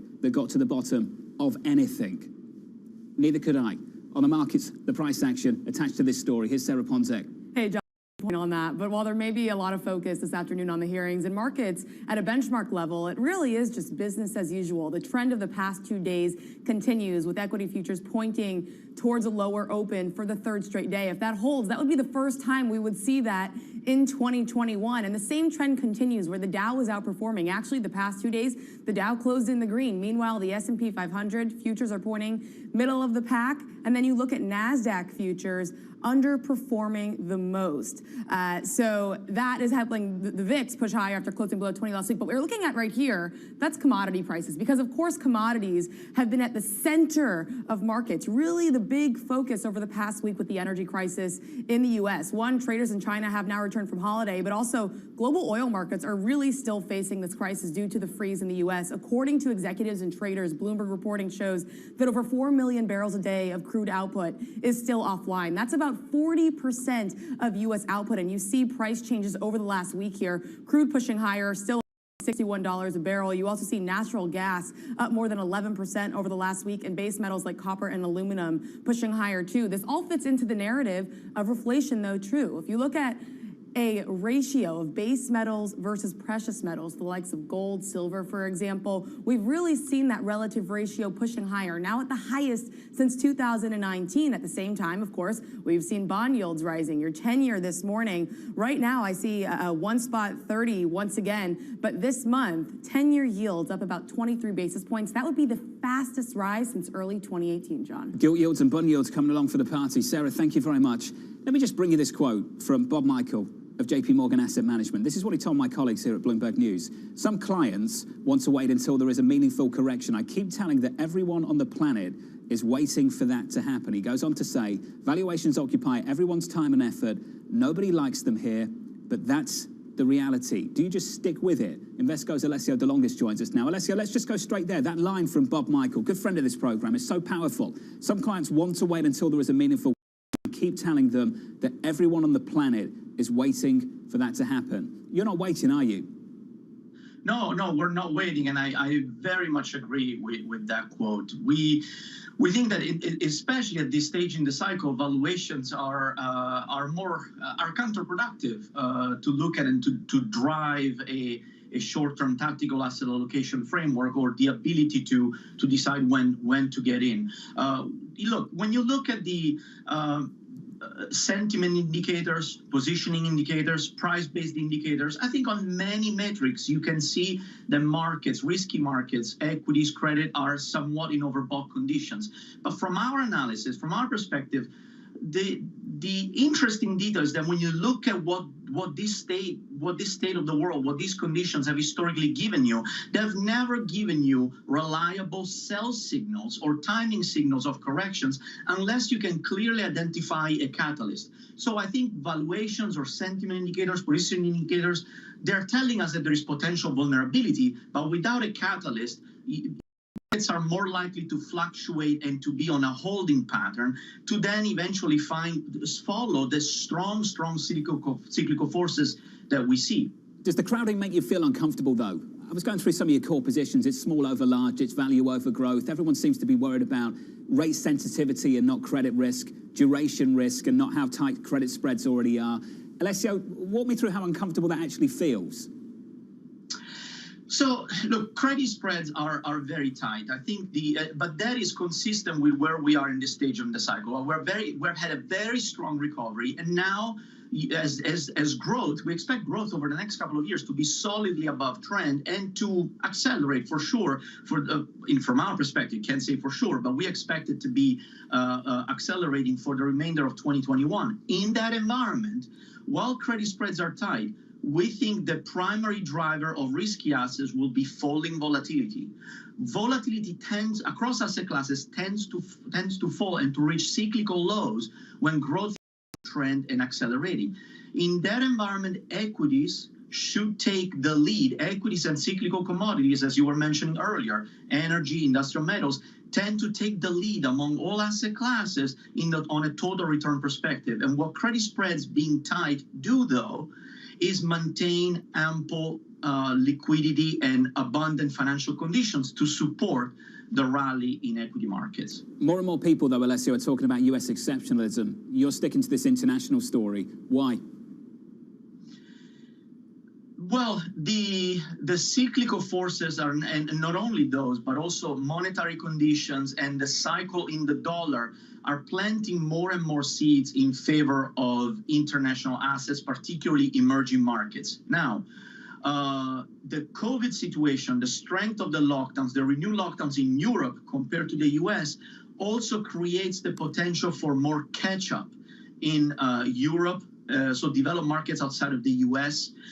And frankly, betting more, tilting more towards international markets and equity and emerging markets outside of the US is a way to mitigate those valuation concerns. Because if there are valuation concerns, are really primarily in some sectors in US equity markets, not on a global basis.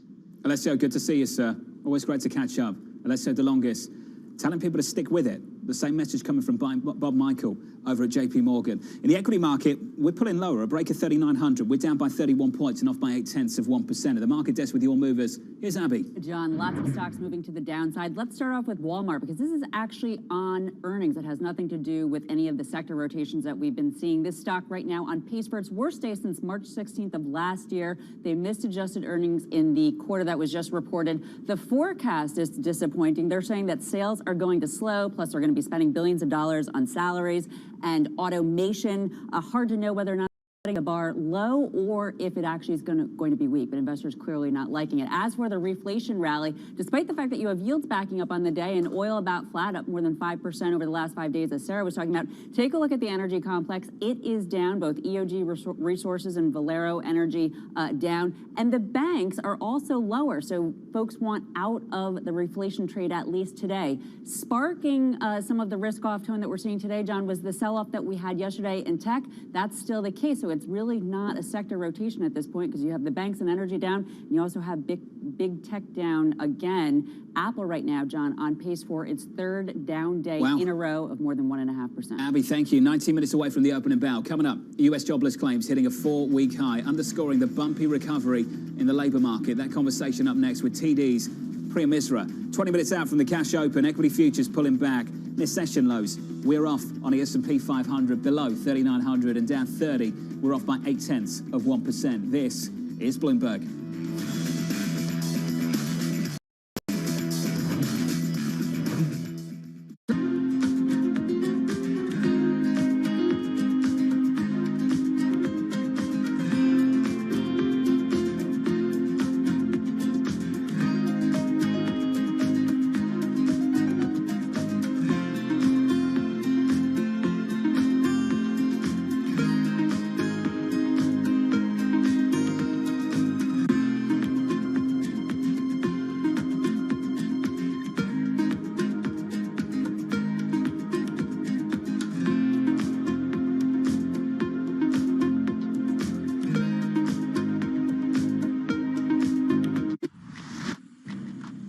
Women leaders were actually better at controlling the deaths from COVID-19. Do you think out of this pandemic, we'll see more countries be willing to elect female leaders? When we look at women leaders, we tend to project on them baggage that they shouldn't bear. Women are given an opportunity when no one else wants to do it. Women had a very clear objective.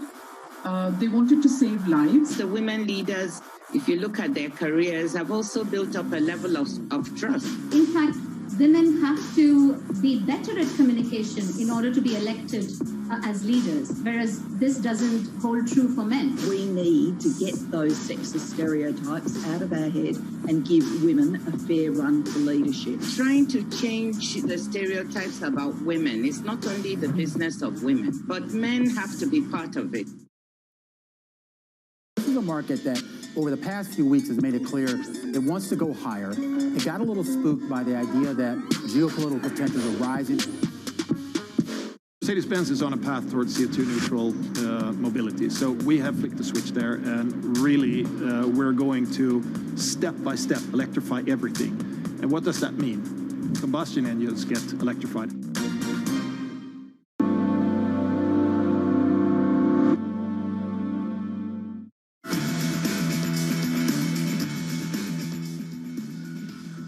We are not out of this pandemic yet, and therefore we have to expect to have more volatility in the markets generally, even though they have come down somewhat. Until we have more clarity around the economic recovery, the road will still be somewhat bumpy. Credit Suisse CEO Thomas Gottstein there, forecasting a volatile recovery. Evidence of that coming in today's initial jobless claims, rising to a 4-week high following a string of upbeat data over the last 24 hours. Bloomberg's Michael McKee joins us now for more. Morning, Mike. Good morning, John. Yeah, a lot of bumps in the road, and we got some bad news today, and it's going to be worse in the future because of the weather. Get to that in a moment. But first, today's data, the jobless claims numbers, as John mentioned, rising unexpectedly to 861,000 from a revised 848,000 last week. We lost the 7 handle that we had last week, and even worse, this was the survey week for February payrolls. Housing starts down 6%, first drop since August. A slight decline had been expected of about 0.5%. Building permits did surprise up 10.4%. A decline was expected. That's the highest since May 2006.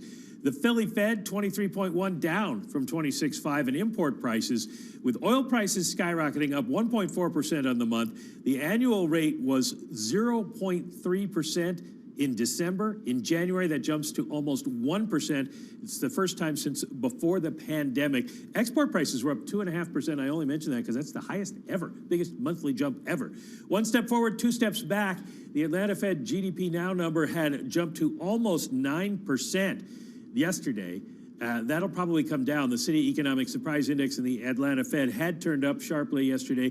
Now they'll go back down again. But the surprises go the other way today and next week, and next month could be bad because of the weather. Nobody is filing jobless claims in Texas or in the South or the Midwest where things are so cold. Nobody is building houses. You can see how much of the country affected by the bad weather over the last couple of days. Our data guideposts are going to be subject to rolling blackouts for a while. Now, the Fed's going to look past all of that. They're on hold for the rest of this year. That was the message from the minutes yesterday. But, John, I want to leave you with this thought. There is a clear warning in the minutes that the staff of the Fed is worried about Wall Street. The message from the minutes yesterday, there is a clear warning. The staff assessed asset valuation pressures as elevated. Corporate bond spreads narrowed, equity risk premiums have fallen. The staff assessed vulnerabilities associated with household and business borrowing is notable, reflecting increased leverage and decreased incomes and revenues in 2020. So even though we've had some bad news, the markets keep going up, although maybe not today, but the Fed is a little bit more worried about that than they had been. Do you think it's fair to say that Chairman Powell is so concerned about any comment leading to a tightening of financial conditions that he deliberately did not use that word notable? There is some feeling that that might be the case. The Fed, at least people familiar with Fed thinking, told us yesterday that the chairman was just speaking generally and it wasn't a deliberate effort, but you've got to think that he is really trying not to upset the markets at this point. Mike, good to catch you up. Michael McKee on the latest. TD Securities taking profits on its short 10-year Treasury trade, initiated in early January. Priya Misra running the following. While there is nothing magical about the 1.3% level and financial conditions are still easy, the risk-reward is no longer as compelling. Priya joins us now for more. 1:30, Priya. Saw life above it for about 24 hours, maybe less. Why the change? So, I think much of this move up to 130 was the pricing in of potentially as high as 1.9 trillion of a fiscal stimulus package. We did upgrade our forecast. We're actually thinking that we will get the entire 1.9. Now, what changed is I'd say the move in the last leg of the sell-off started to filter through into real rates. And I just don't think the economy is strong enough to handle much higher real rates, let alone the risky asset complex. So, can we go another 10, 15 basis points? Perhaps. But I think at some point, we're still in the midst of the pandemic. The recovery is uneven, bumpy. And can we handle much higher real rates? So that's what made me nervous, that I think we're nearing at least a local high in terms of nominals as well as real, because now it's not just inflation expectations that are rising, it is real rates. And we hear from the Fed, they're very far from tapering. And I think the market's nervous about this tapering by the end of the year.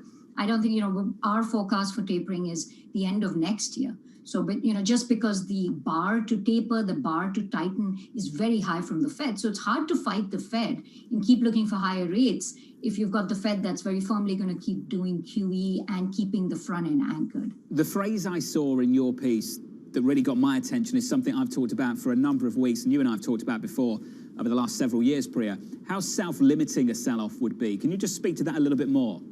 Right. So ultimately, I think what makes it self-limiting is the real rate component. When real rates start to respond to the nominal move, then it starts to impact the economy, it starts to impact risk assets, it starts to attract people from other assets into the treasury market. I mean, it's very hard to say that treasuries are attractive with negative 1% real rates, but you see that getting to negative 50 basis points, and now perhaps money. So there's a flow argument. There's also a fundamental economic argument, because real rates ultimately will impact the economy, impacts, I would say, the interest-sensitive sectors first. So housing, consumer durables, autos.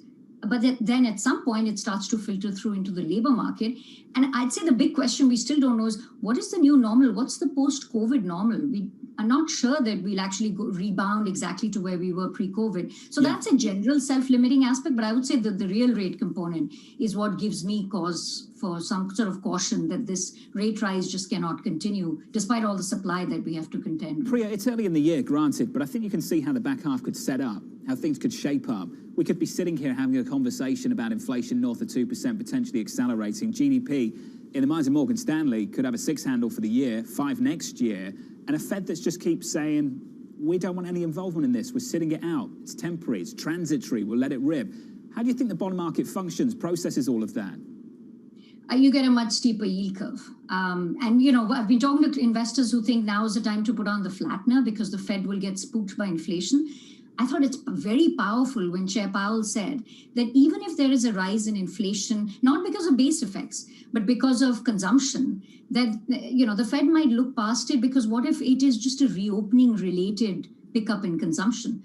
But how do we know that? When it's happening, we're not going to know it, but the Fed is telling you they're willing to let it run. They want to see it being sustained before they start to communicate a withdrawal of stimulus. So I would say it's a much steeper yield curve.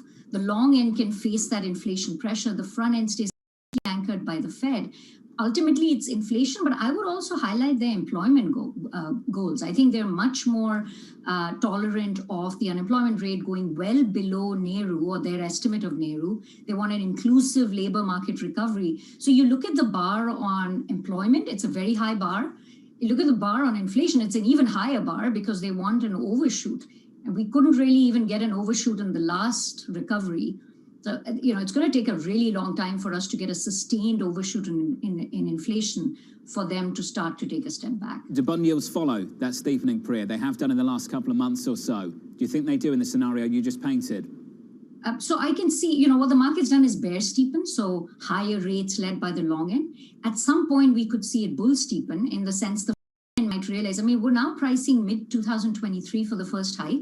Our forecast is late 24, 25. So I can even see a bull steepening, in the sense that front end starts to really get anchored, because if the Fed's not hiking for 4 years, it's hard to see whether the 5 years should be above 60 basis points. So I can even see it bull steepen.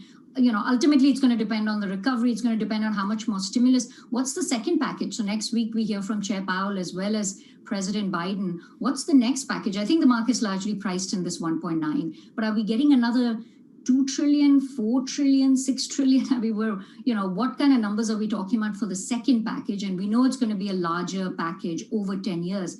But the market has to start to price that in. So I can still see some higher rate pressure in the long end. And then we see, what's the impact on the economy? Are we reverting to a post-COVID normal, which looks, how does it look compared to the pre-COVID normal? I think these are things the market has to price in. The steeper curve is more a function of the Fed that's just not in any hurry to take back accommodation. And no hikes maybe until 24, 25. Priya, great to catch up as always. Priya Misra there of TD. Coming up on the programme, the analyst action you need to know. That'll be next in our morning calls. Then later, surging bond yields starting to put the pressure on high valuation growth stocks. That conversation still ahead with Citi's Kristen Bitterly. 7 minutes out from the opening bell, equity futures lower. This is Bloomberg.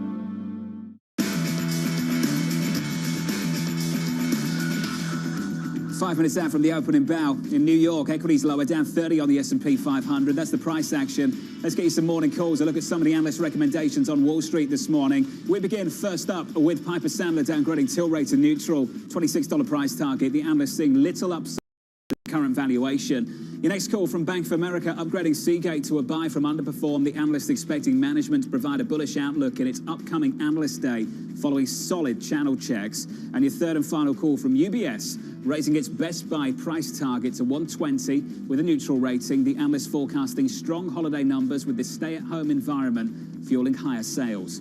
From New York, they're through the call. Your opening bow with equities heading south. This is Bloomberg.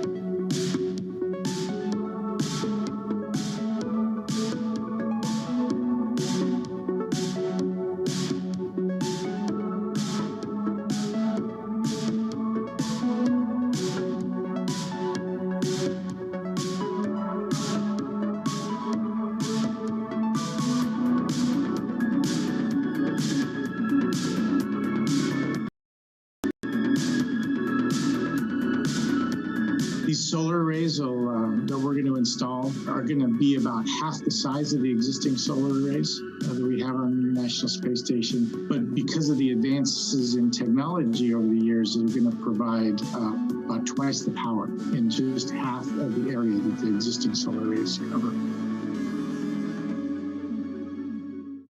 Let's just start with the numbers. And it would be essentially free cash flow positive in 2021. That was sooner than people had been expecting. We have pretty good numbers here in the biggest divisions of Morgan Stanley. They are firing on all cylinders. We've had this huge rivalry historically between Morgan Stanley and Goldman Sachs. There are 24 reasons for Mr. Diamond to celebrate today. As much as people may want to focus on trading, for Bank of America, it's all about credit.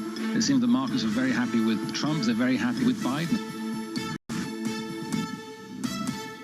Their CPG history, their experience, and really how we might be able to combine together to really create this fantastic public company. And so we kind of got into the SPAC thing a little bit before it became such a hot method of going public.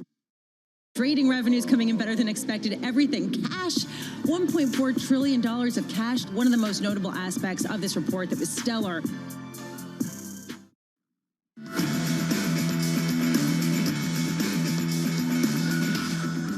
Doing our best to hold on to 3,900 here. 38.99. We're down 0.7%. The Nasdaq getting slapped around, down 160 and off by 1.16%. Call it 1.2. Switch up the board into the bond market. Here's your why, at least part of it. Yields are higher by 3-4 basis points. A break at 130 again at 130.57. In foreign exchange, dollar weaker, euro stronger, 120.76.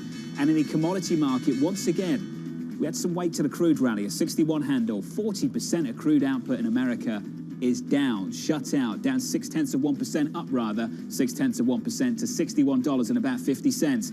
That's the cross-asset story at the market desk with your movers. Here's Abby. John, despite that risk-off tone, let's start off with one stock that is up. It had been soaring earlier, and it's AMC, one of those Reddit stocks. Today on the news, a report that Amazon could buy AMC. You see shares up about 6%. And of course, this has been rumored in the past. Some thinking, of course, this company could go bankrupt, despite the fact that they did raise more than $900 million earlier. And it's interesting to think about, John, because it would almost be the entertainment version of Whole Foods, that acquisition, bricks and mortar for their content. It'll be interesting to see whether something comes of this, but nothing compared to its 301% move all the way back on January 27th. But nonetheless, one bright spot. Turning to the pain, though, that's all about big tech. We have the likes of Apple, Microsoft, and NVIDIA down. Apple down for a third day in a row. Tesla is down sharply. Intel, AMD, lots of pain for the tech sector. And that is really weighing on that NASDAQ, which is down more than 1%, John. Abby, thank you. About 1 minute in, let's go through it then. IT down a little more than 1%, as Abby points out. The S&P 500 off by 0.75%. But the epicenter for this, the pain, is in tech. And you see this in the NASDAQ as well. This connection between what's happening in the bond market and what's happening in big tech. For a little bit more on that, Evan Brown of UBS caught up with us a little bit earlier on this. Take a listen. Tech is a great example that are priced on this idea of really low rates forever, really low Fed fund rates forever. And as soon as you do get a hint or the market tests or there's this idea that long-term rates, you know what, are not going to be zero forever, then those are going to be the most vulnerable assets. And for more, here's Sarah Ponzek. Hey, Sarah. Hey, John. We've seen a swift move higher in yields over the last month, and much of that really concentrated in the last week or so. So that has really weighed on growth stocks, reflected in the NASDAQ 100, and also small caps. Typically, smaller companies borrow more in the early days to fuel growth. So as interest rates rise, they, too, are a bit more sensitive. You see 1 week performance here, your 10-year holding above that 130 level. Meanwhile, the Russell 2000 and the NASDAQ have both underperformed the S&P 500 by a percentage point or more. So why is it, though, that growth companies typically do worse when yields rise? For one, when interest rates are low, they're low for a reason, typically because economic growth is slow. So investors pay a premium for higher growth stocks. Thereby, when you see the opposite, it changes. Also, it comes down to valuations. Using a discounted cash flow model, as rates rise and therefore as the discount rate thereby rises, it's the net present value of companies with higher future cash flow growth that see their valuation case hit the most. So then as we see it, if you look at the highest flyers of 2020, many of those companies are actually being hit hardest now. So for example, we're talking the likes of Tesla, Enphase, this is a solar power company, Etsy, Carrier Global, NVIDIA. Some of your best performers of last year, well, if you look at their performance so far off of their most recent peaks in 2021, we're talking some double-digit losses, as you can see there for Enphase and Carrier Global. Tesla down about 10% too, compared to an S&P, which hasn't fallen nearly as much, John. Sarah, thank you. Thank you very much. Great explanation. A run through of what's happening in this bond market and how it's bleeding across into the equity market. 3 minutes in, we pull back on the S&P 500. In the bond market, 2s, 10s, 30s, 2s, where you expect them to be. In and around 10 basis points, 11 this morning. On a 10-year yield, that's where we get the move. That's where the flexibility is on the curve. The elephant at the front end, the Federal Reserve, the back end, yields higher, up by 4 basis points on a 10-year to 131, up 6 on a 30-year, approaching 2.1%. Citi's Kristen Bidley expecting a steeper curve to have implications beyond tech. She writes the following: while you can think about technology and the general association between rates and growth stocks, this rise in yields extends more broadly to COVID defensive versus COVID cyclicals. For more on that, Kristen joins us on the phone. Kristen, great to catch up. Just add to that if you can, please. Yeah, sure. So when we think about what's driving the action that we're seeing in the yield curve, it's basically, as you've been discussing, right? It's the Fed, it's inflationary expectations, and stimulus. And you could say all of those things are combined. But ultimately what it's telling us is that people are seeing the light at the end of the tunnel. There has been a lot of positive news in terms of the broad-based market. So whether that is vaccination rollouts, whether it's some of the data around retail spending, the information about the stimulus package, and then when we add on top of that earnings. So we've actually had a very strong earnings season. I know we've had some disappointments, but we've had a very strong earnings season, which is almost showing us that some of that earnings recovery is coming a quarter earlier than we had anticipated. And we're expecting actually earnings to recover to 2019 levels by the end of this year. So what that's telling us, and Sarah alluded to this as well. Okay, new order came through. I'm placing a new order to buy euro. So all of you guys, please place an order to buy euro at 120.76. Right here. Actually, Okay, let's wait for a couple of minutes. Let's see if it will move higher. I will have to cancel this order. At this moment, we placed an order to buy euro at 120.76. Are we in a bubble? Do the fundamentals matter? What do you say back to that now? So I think there's a couple of things to look at, right? Because it's very easy to say that the market's euphoric, right? It's very easy to say, maybe not on a day like this, but I have to say the volatility is actually quite normal. These types of pullbacks are quite normal. But overall euphoria, funds and flows into the market, it's very easy to take like a kind of a broad brush and say that's happening. I think when we look at the data though, so let's just take tech as an example, and let's take some of those, like the big 5 names that everyone's talking about. So Apple, Amazon, Facebook, Google, Microsoft. So when we look at those names, one of the tests, if we're in a bubble environment, is saying what percentage of market capitalization do these companies represent versus their contribution to earnings. And so right now what we have is they're about 18% of market capitalization, but contributing 25% to earnings. In bubble environments, you see a complete dislocation in market representation versus how profitable these companies are. And so the thing to keep an eye on portfolio positioning is really making sure that you're not overexposed and thinking through what are some of the trends within these very profitable companies that are either due to COVID and the pandemic and this exogenous shock, and what is actually something that could be a long-term secular trend here to stay.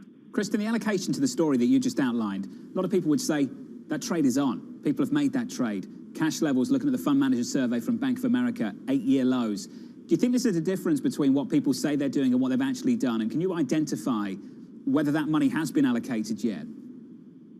It's interesting because I think, look, we work with individuals and we work with high net worth individuals. And so when we're looking at cash on the sidelines, yes, we've seen a lot of flows, right? We've seen flows into tech. We've seen flows into different areas of the market. That being said, there's still a lot of cash on the sidelines. So when we look at the average U.S. household savings rate, it's 2 times the amount as to where it was last year. So about 15% of U.S. Household financial assets. We see in certain portfolios up to 25 to 30%, and there's a general hesitation to put that capital to work. And so I think one of the biggest areas is almost asking this question, right? So we're seeing the curve steepening. We're seeing the pullback in the NASDAQ today. And it's like, where do I confidently put capital to work if I'm concerned about some of these areas? And so I think you have to position your portfolios to ensure that you are insulating against either a rise in rates, inflationary concerns, and some of the areas that haven't seen these tremendous flows, haven't seen this mean reversion in terms of a snapback, anticipating a post-COVID U.S. to kind of strong global dividend growing companies. And another area which I think is really interesting, which is off people's radar. Okay, position opened on euro at 120.76. Okay, guys, well done.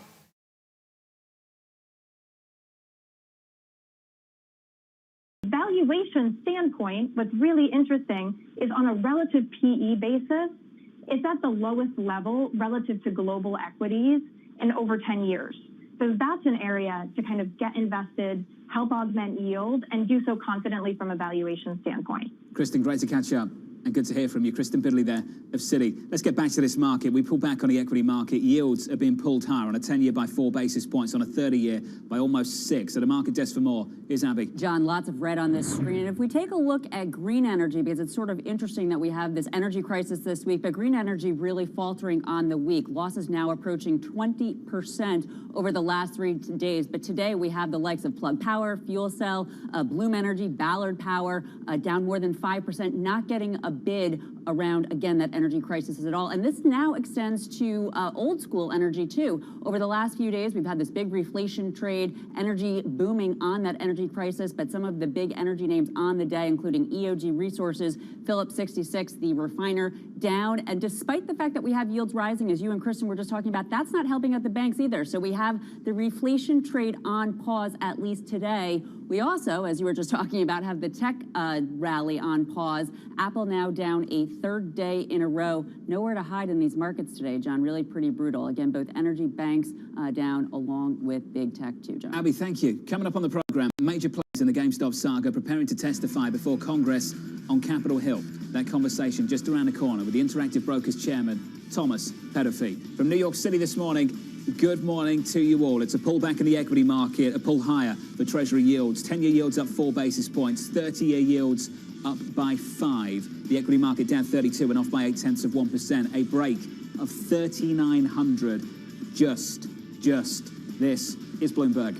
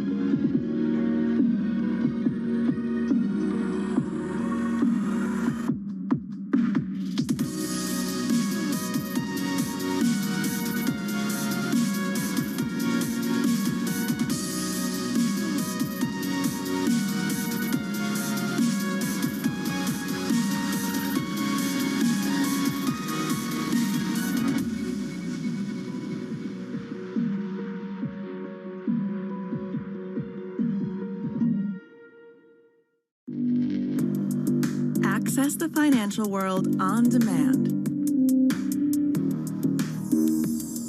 Hear from leading economists, policymakers, and industry experts via live and on-demand webinars, only from Bloomberg. Start exploring to see what's moving the markets. Visit Bloomberg.com/webinars.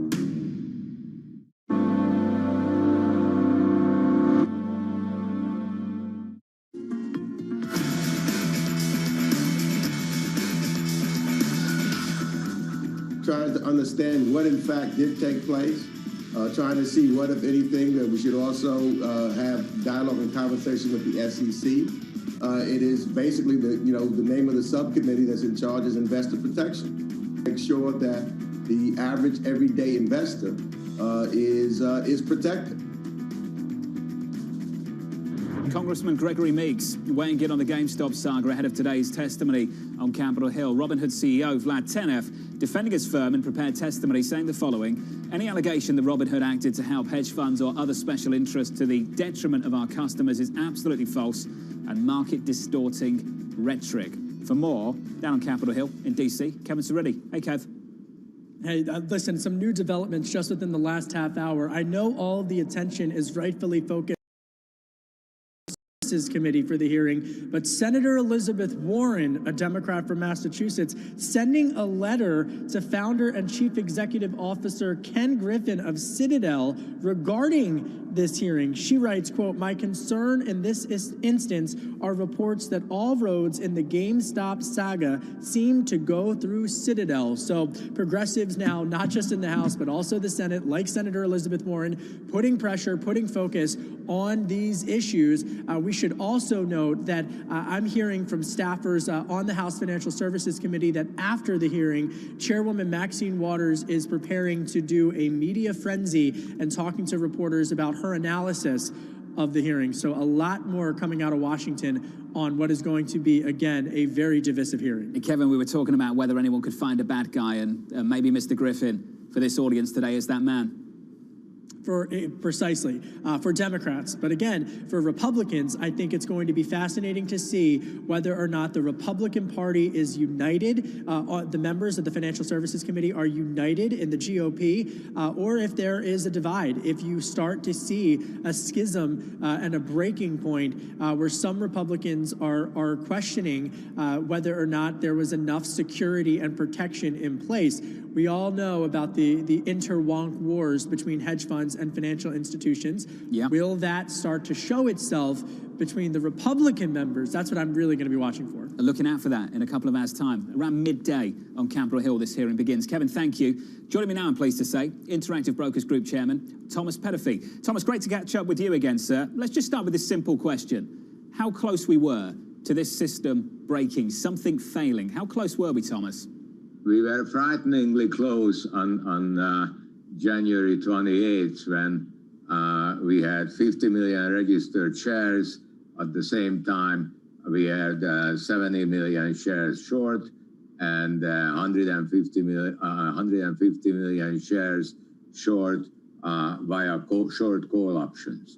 So if the call options had been exercised, the shorts would have had to deliver 270 million shares, while only 50 million shares existed. So as the rules are today, the long broker has to, if he can't get the shares, he has to go into the market and buy the shares at whatever the price is. So that could have pushed the price further up into the thousands. When that happens, obviously the shorts cannot pay up. So the brokers, they default on the brokers default on the clearinghouse, and the whole thing is a huge mess that's impossible to untangle. So there is a simple solution for this, the way I see it. Number one, we would have to get the short positions published once a day, because we currently have it only twice a month. And second, we would the SEC would have to require brokers to charge an additional 1% of margin for every 1% of short interest. And that would then raise the margins progressively so high that people would stop shorting stocks. So margin requirements would have to increase as short interest increases. That seems to be the view from you, Thomas. I'm just wondering, from your perspective, overseeing a broker, is there anything you can do to protect your clients before the SEC or the regulator has to tell you to do it? Of course we can. That's exactly what we did. We increased our margins. So why does the regulator need to make that decision on your behalf, Thomas? I'm just speaking out loud with you, thinking out loud, trying to work through this process with you. Why do you need the regulator to make that step? Well, so first of all, I do not know the short interest daily, and that would be important for me to be able to know how much to increase the margins by. So the regulators could require that the short interest be reported daily. That's very simple. Secondly, the regulators tell us the minimum margin we must charge, and we are free to charge more, and that's exactly what we did. But some brokers may not know how to deal with this. That's why I think it would be good if the SEC required all brokers to charge more on shorts.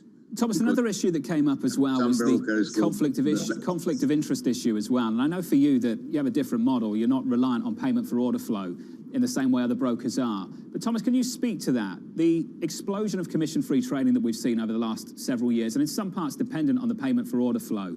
Can we have one without the other? Can we have the explosion of interest in trading without payment for order flow? Can we have the explosion in commission-free trading, or at least the democratization of markets that we have seen over the last several years, without the payment for order flow factor in all of this? But look, I mean, the commission between 0 and, for example, we charge less than like $1.95 on the average trade. That difference is almost negligible, right? So the average trade is probably about $40,000-$50,000. So whether you pay 0 or you pay $2, that's not much of a difference, right? So do you think the conflict of interest is not an issue? No, I don't think so. Thomas, what would you like to see asked today? And who would you like to see those questions aimed at? I would like, I basically would like to ask the SEC why they didn't act on the morning of January 28th, because I was so scared. I can't tell you how scared I was. Well, Thomas, what were you scared about? What does failure look like? You said we came close to breaking. What were you scared of? What did you think was going to happen? I was scared of a domino bankruptcy. I mean, I tell you, the rules require the long brokers to go into the market and buy the shares at whatever price. So that drove the shares up to $480, and then suddenly, I guess, it didn't go further, but it could have gone further. So if the shorts had known, and if the longs had known that they have the right to ask for the shares, and they really wanted a short squeeze, that's what they would have done. You're not testifying today. Have you spoken to the House Financial Services Committee? Have you spoken to anyone in Washington about these issues? No, I did not. Are you looking at reaching out to them? Well, eventually the SEC will have to look into the hole in the system, and they will have to stop it. And I assume that they will ask for comments, and we will send them a letter. Okay. Well, I assume you'll be watching a little bit later. We appreciate your time, sir. Thomas Petterfy there, the Interactive Brokers Chairman. Thank you. From New York City, about 22 minutes into the session, equities pulling back. You know the story. Bond yields higher, curve steeper. Here's Abby. John, well, with the wheels coming off of this stock market just a little bit, the S&P 500 right now on pace for its third down day in a row. The first time we've seen that in 2021. Not surprisingly, sectors are a bit risk off. Most sectors for the S&P 500 are lower. The one sector that is modestly higher, utilities, up about 0.3%. That's a true defense, so that makes it actually more risk off in a way. On bottom, both energy and technology. Tech is about 28% of the weighting, energy just 3%. So let's hone in once again on tech, because when we break it down, the New York FANG Index, those momentum stocks, the hardware sector led by Apple, and then the stocks, chips. Lots of pain here for technology on the day for sure, John. Abby, thank you. Coming up on the program, the market moving events you need to be watching. That'll be next in our trading diary as this market gaps lower about 22 minutes into the session. And this bond market, these yields pop higher on a 30-year, up by 6 basis points, on a 10-year, up by 4. From New York, this is Bloomberg.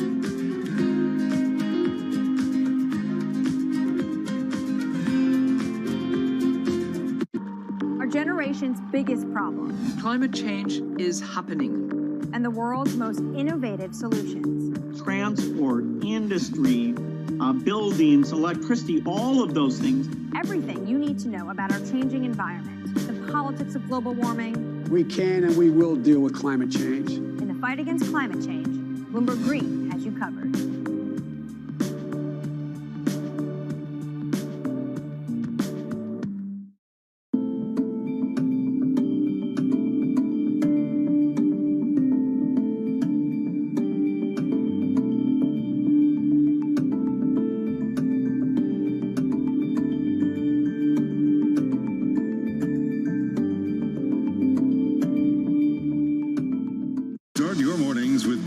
Surveillance. Tom Keene, Jonathan Ferro, and Lisa Abramowitz. Extraordinary market day. This rally just keeps on going. But there is a tipping point. The business team you love to watch. Weekday mornings on Bloomberg Television.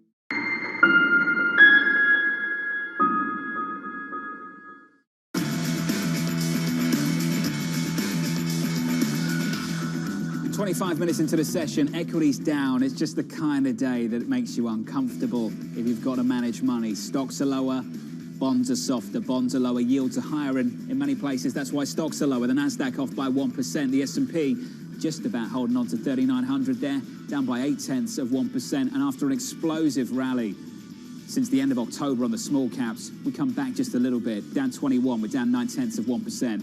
That's the story, cross-asset from equities to bonds. Let's get you the trading diary, what you need to be watching through the rest of this week. Coming up, Atlanta Fed President Raphael Bostic speaking at the top of the hour. Then, Congress holding its hearing on the GameStop trading debacle at noon Eastern. Full coverage right here on Bloomberg TV and radio. The White House daily news briefing will take place at 12:30 Eastern. And finally, to close out the week, it is Friday tomorrow. Global PMIs, including in the United States of America as well. 26 minutes in then, we pull back. We're down 0.7% on the S&P 500. For our audience worldwide, this was the countdown to the open. Continue the conversation on Twitter at Ferro TV. This is Bloomberg.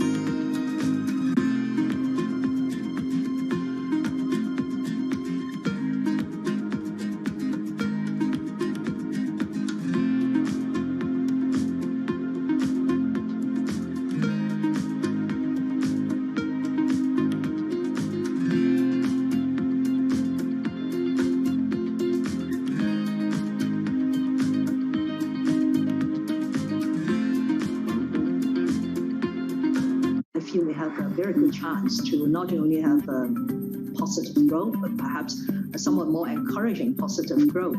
The rebound in the second and third quarter will be quite strong because the expectation is that the vaccine will help clear the way to less restrictive lockdown. We are going to have a recovery, but it's going to be an uneven recovery. Of course, it will have direct impact on our growth forecast.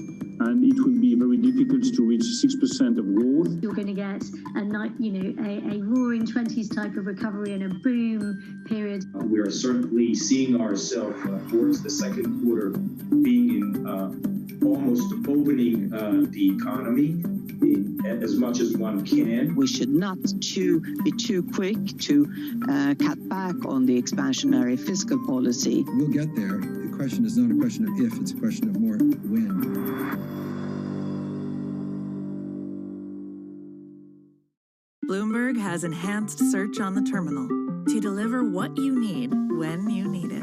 Now, you can simply type phrases in everyday English in the command line. Compare financials. Find people. Analyze markets. You can enter phrases or ask questions. What do you want to know today? Ask a question or visit SearchGo to find answers now.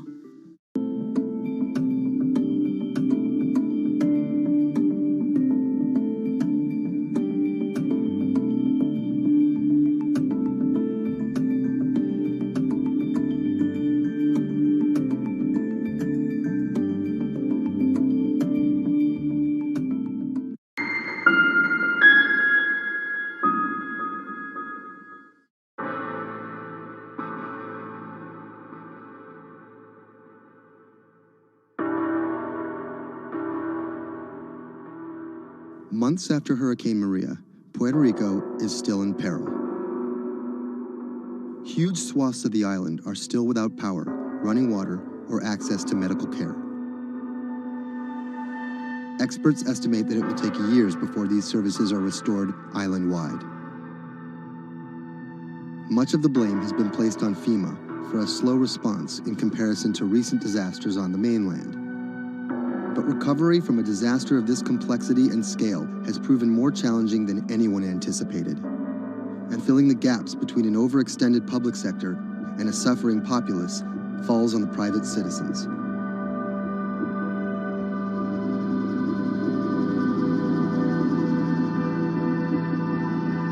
Robert Anderson is a Puerto Rico resident of 4 years. The eye of the storm came in south of El Yunque, swept up towards San Juan and out to Arecibo. Everything on the right-hand side is what we call the dirty side of the storm. This isn't his first time in a disaster zone. With a military and telecom background, Anderson worked on repairing damaged cell phone towers in New Orleans after Hurricane Katrina.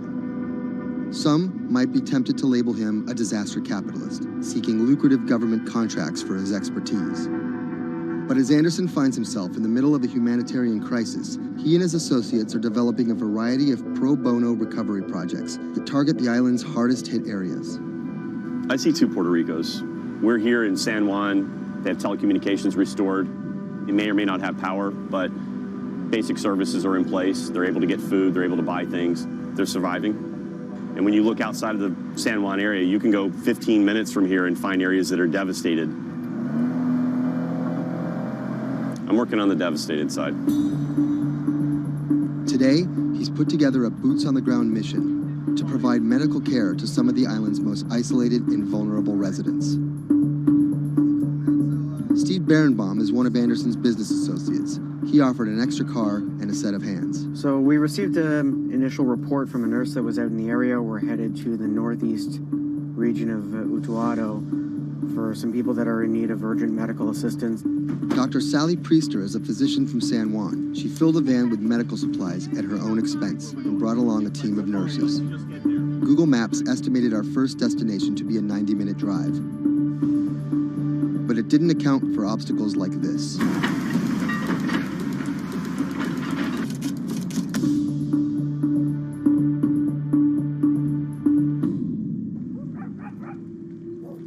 Our first stop was the home of an 82-year-old blind Vietnam veteran.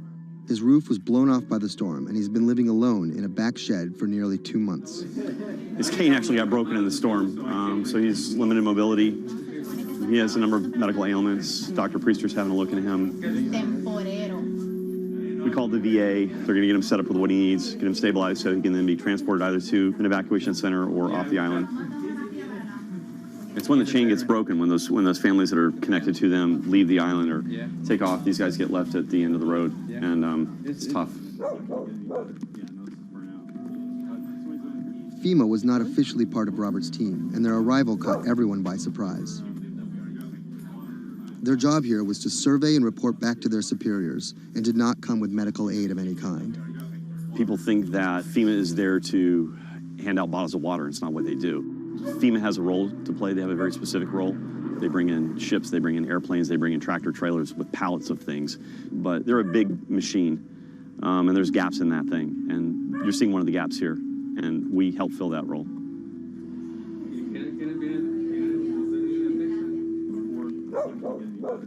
These guys are in a bad situation before, and now they're struggling for real basic things. One of the risks that you run is people going from fear to hopelessness. Those are the folks that we're trying to reach. And how are they reached? How are they even found? Word of mouth, mostly. And what's your role in all this? Ghost in the machine. I'm lucky enough to be able to communicate with folks in FEMA, the state of Puerto Rico. For a ghost, Robert makes his presence well known. Not only was he the de facto leader of the mission, now with FEMA in tow, he created his own maps to survey storm damage. So we're right here. And delivered them to FEMA HQ free of charge. I have pretty good reach. Perhaps that's how he managed to earn himself a coveted FEMA badge without actually working for them. And it's these relationships that allow him to operate more efficiently than an NGO or a government agency. We're able to resolve problems at a different level. Our next stop was on a mountaintop, a family of 11 struggling to care for their special needs brother in what was left of their house. Probably we are the first health team to come and visit this family. Muy bien, todo muy bien. The patient has Down syndrome. He is all day in bed. The difficulty with this is the patient cannot be alone. The most important thing is that you need to take care of the chronic disease besides disability, because they have been not going to a doctor, and no doctor has come in here yet. So we need a refill of this medication. After maybe 54 days, it's not getting better. And the only way that you can be able to see that is coming to the ground, drive, and see the people and talk to the people. You can see San Juan from here, but you can't get there. It's like the Emerald City.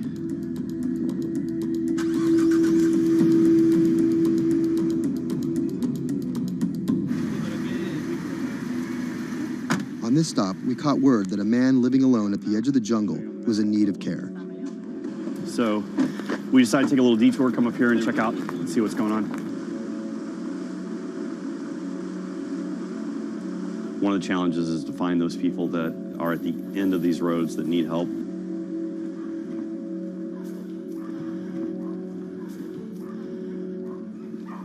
¿Pero por qué estás solo? ¿Por qué estás por acá tan solo? I'm asking about why he's alone right here. He said things of life happens. Yeah, I'm here by myself. So ¿dónde vive acá? En la parte de...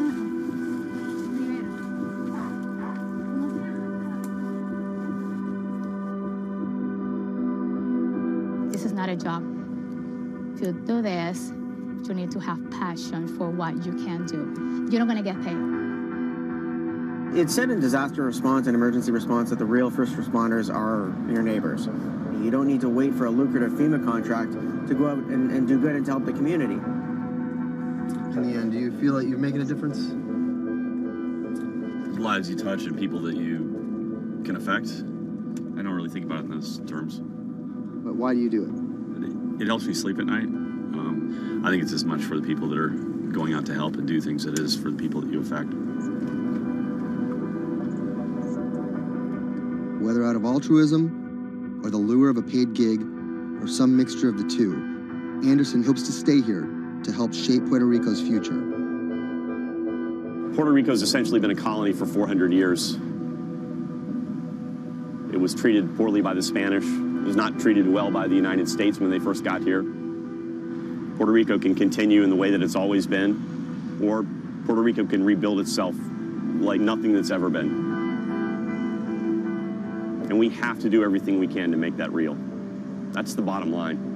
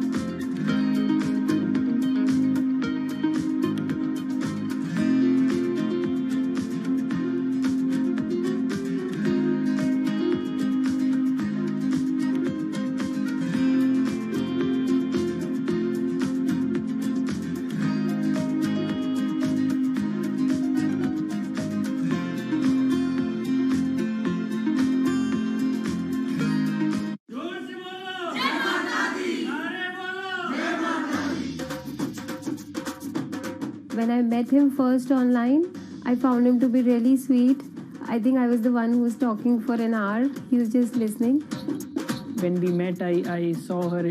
She was beautiful, intelligent, and kind, which was, something that I was looking for.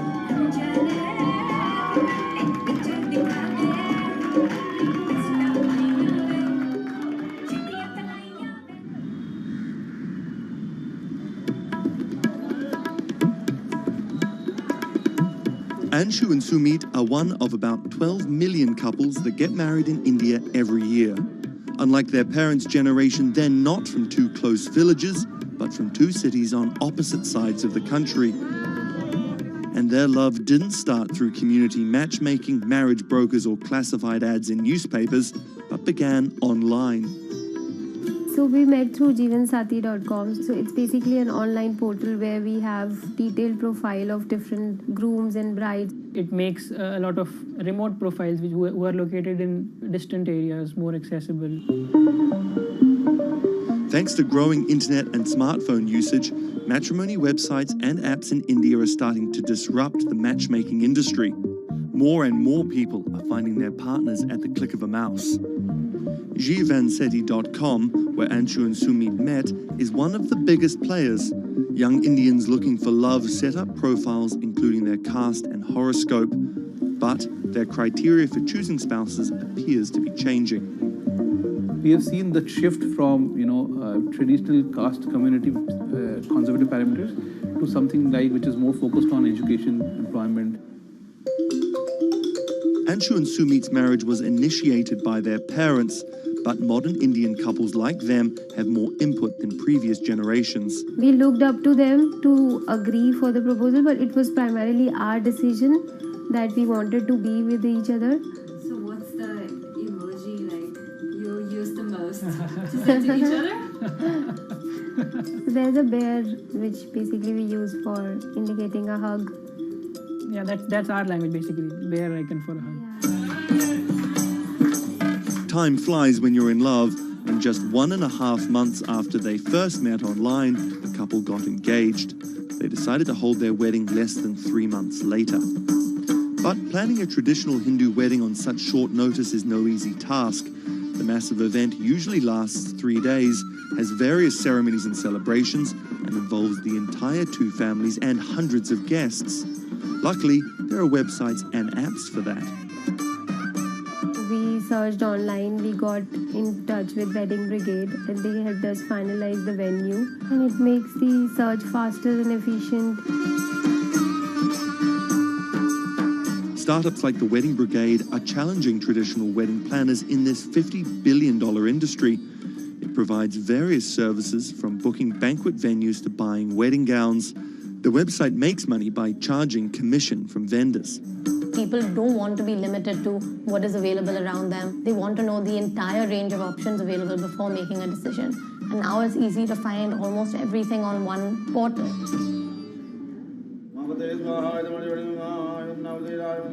Anshu and Sumit are officially married in a ritual that has gone on for thousands of years, but their love started in a very new way. Technologies might be changing the way couples meet, date, and get married in India, but they're definitely not changing everything. The technology was only the first level help that we could get to find each other. Everything else was like very humanly and emotions and feelings based.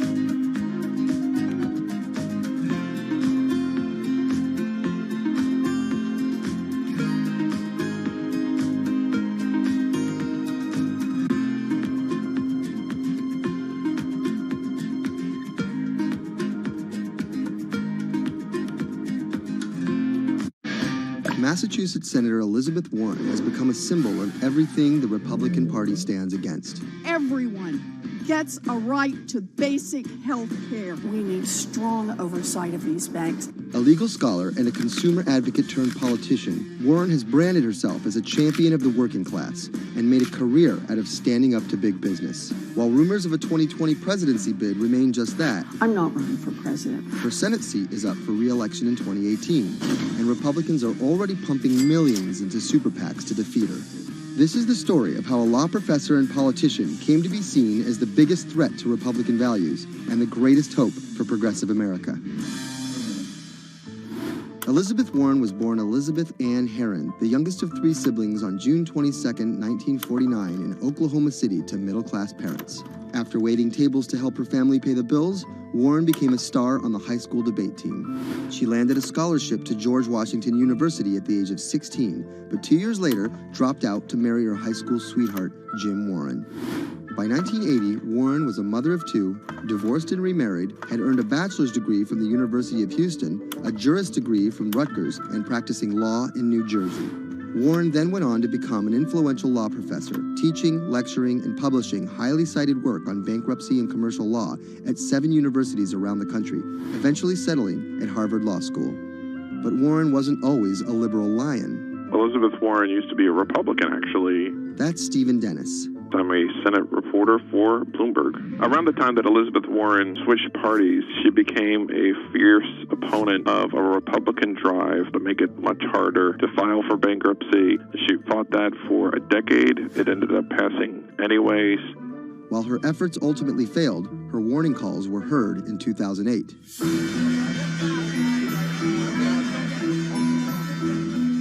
We're in the midst of a serious financial crisis. Our entire economy is in danger, and without immediate action by Congress, America could slip into a financial panic, and a distressing scenario would unfold.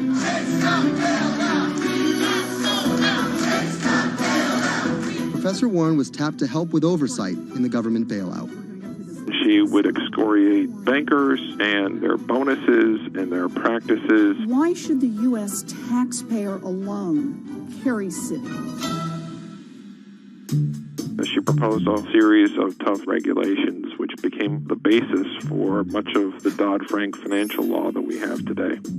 That sort of catapulted her to national stardom, particularly among the progressive left.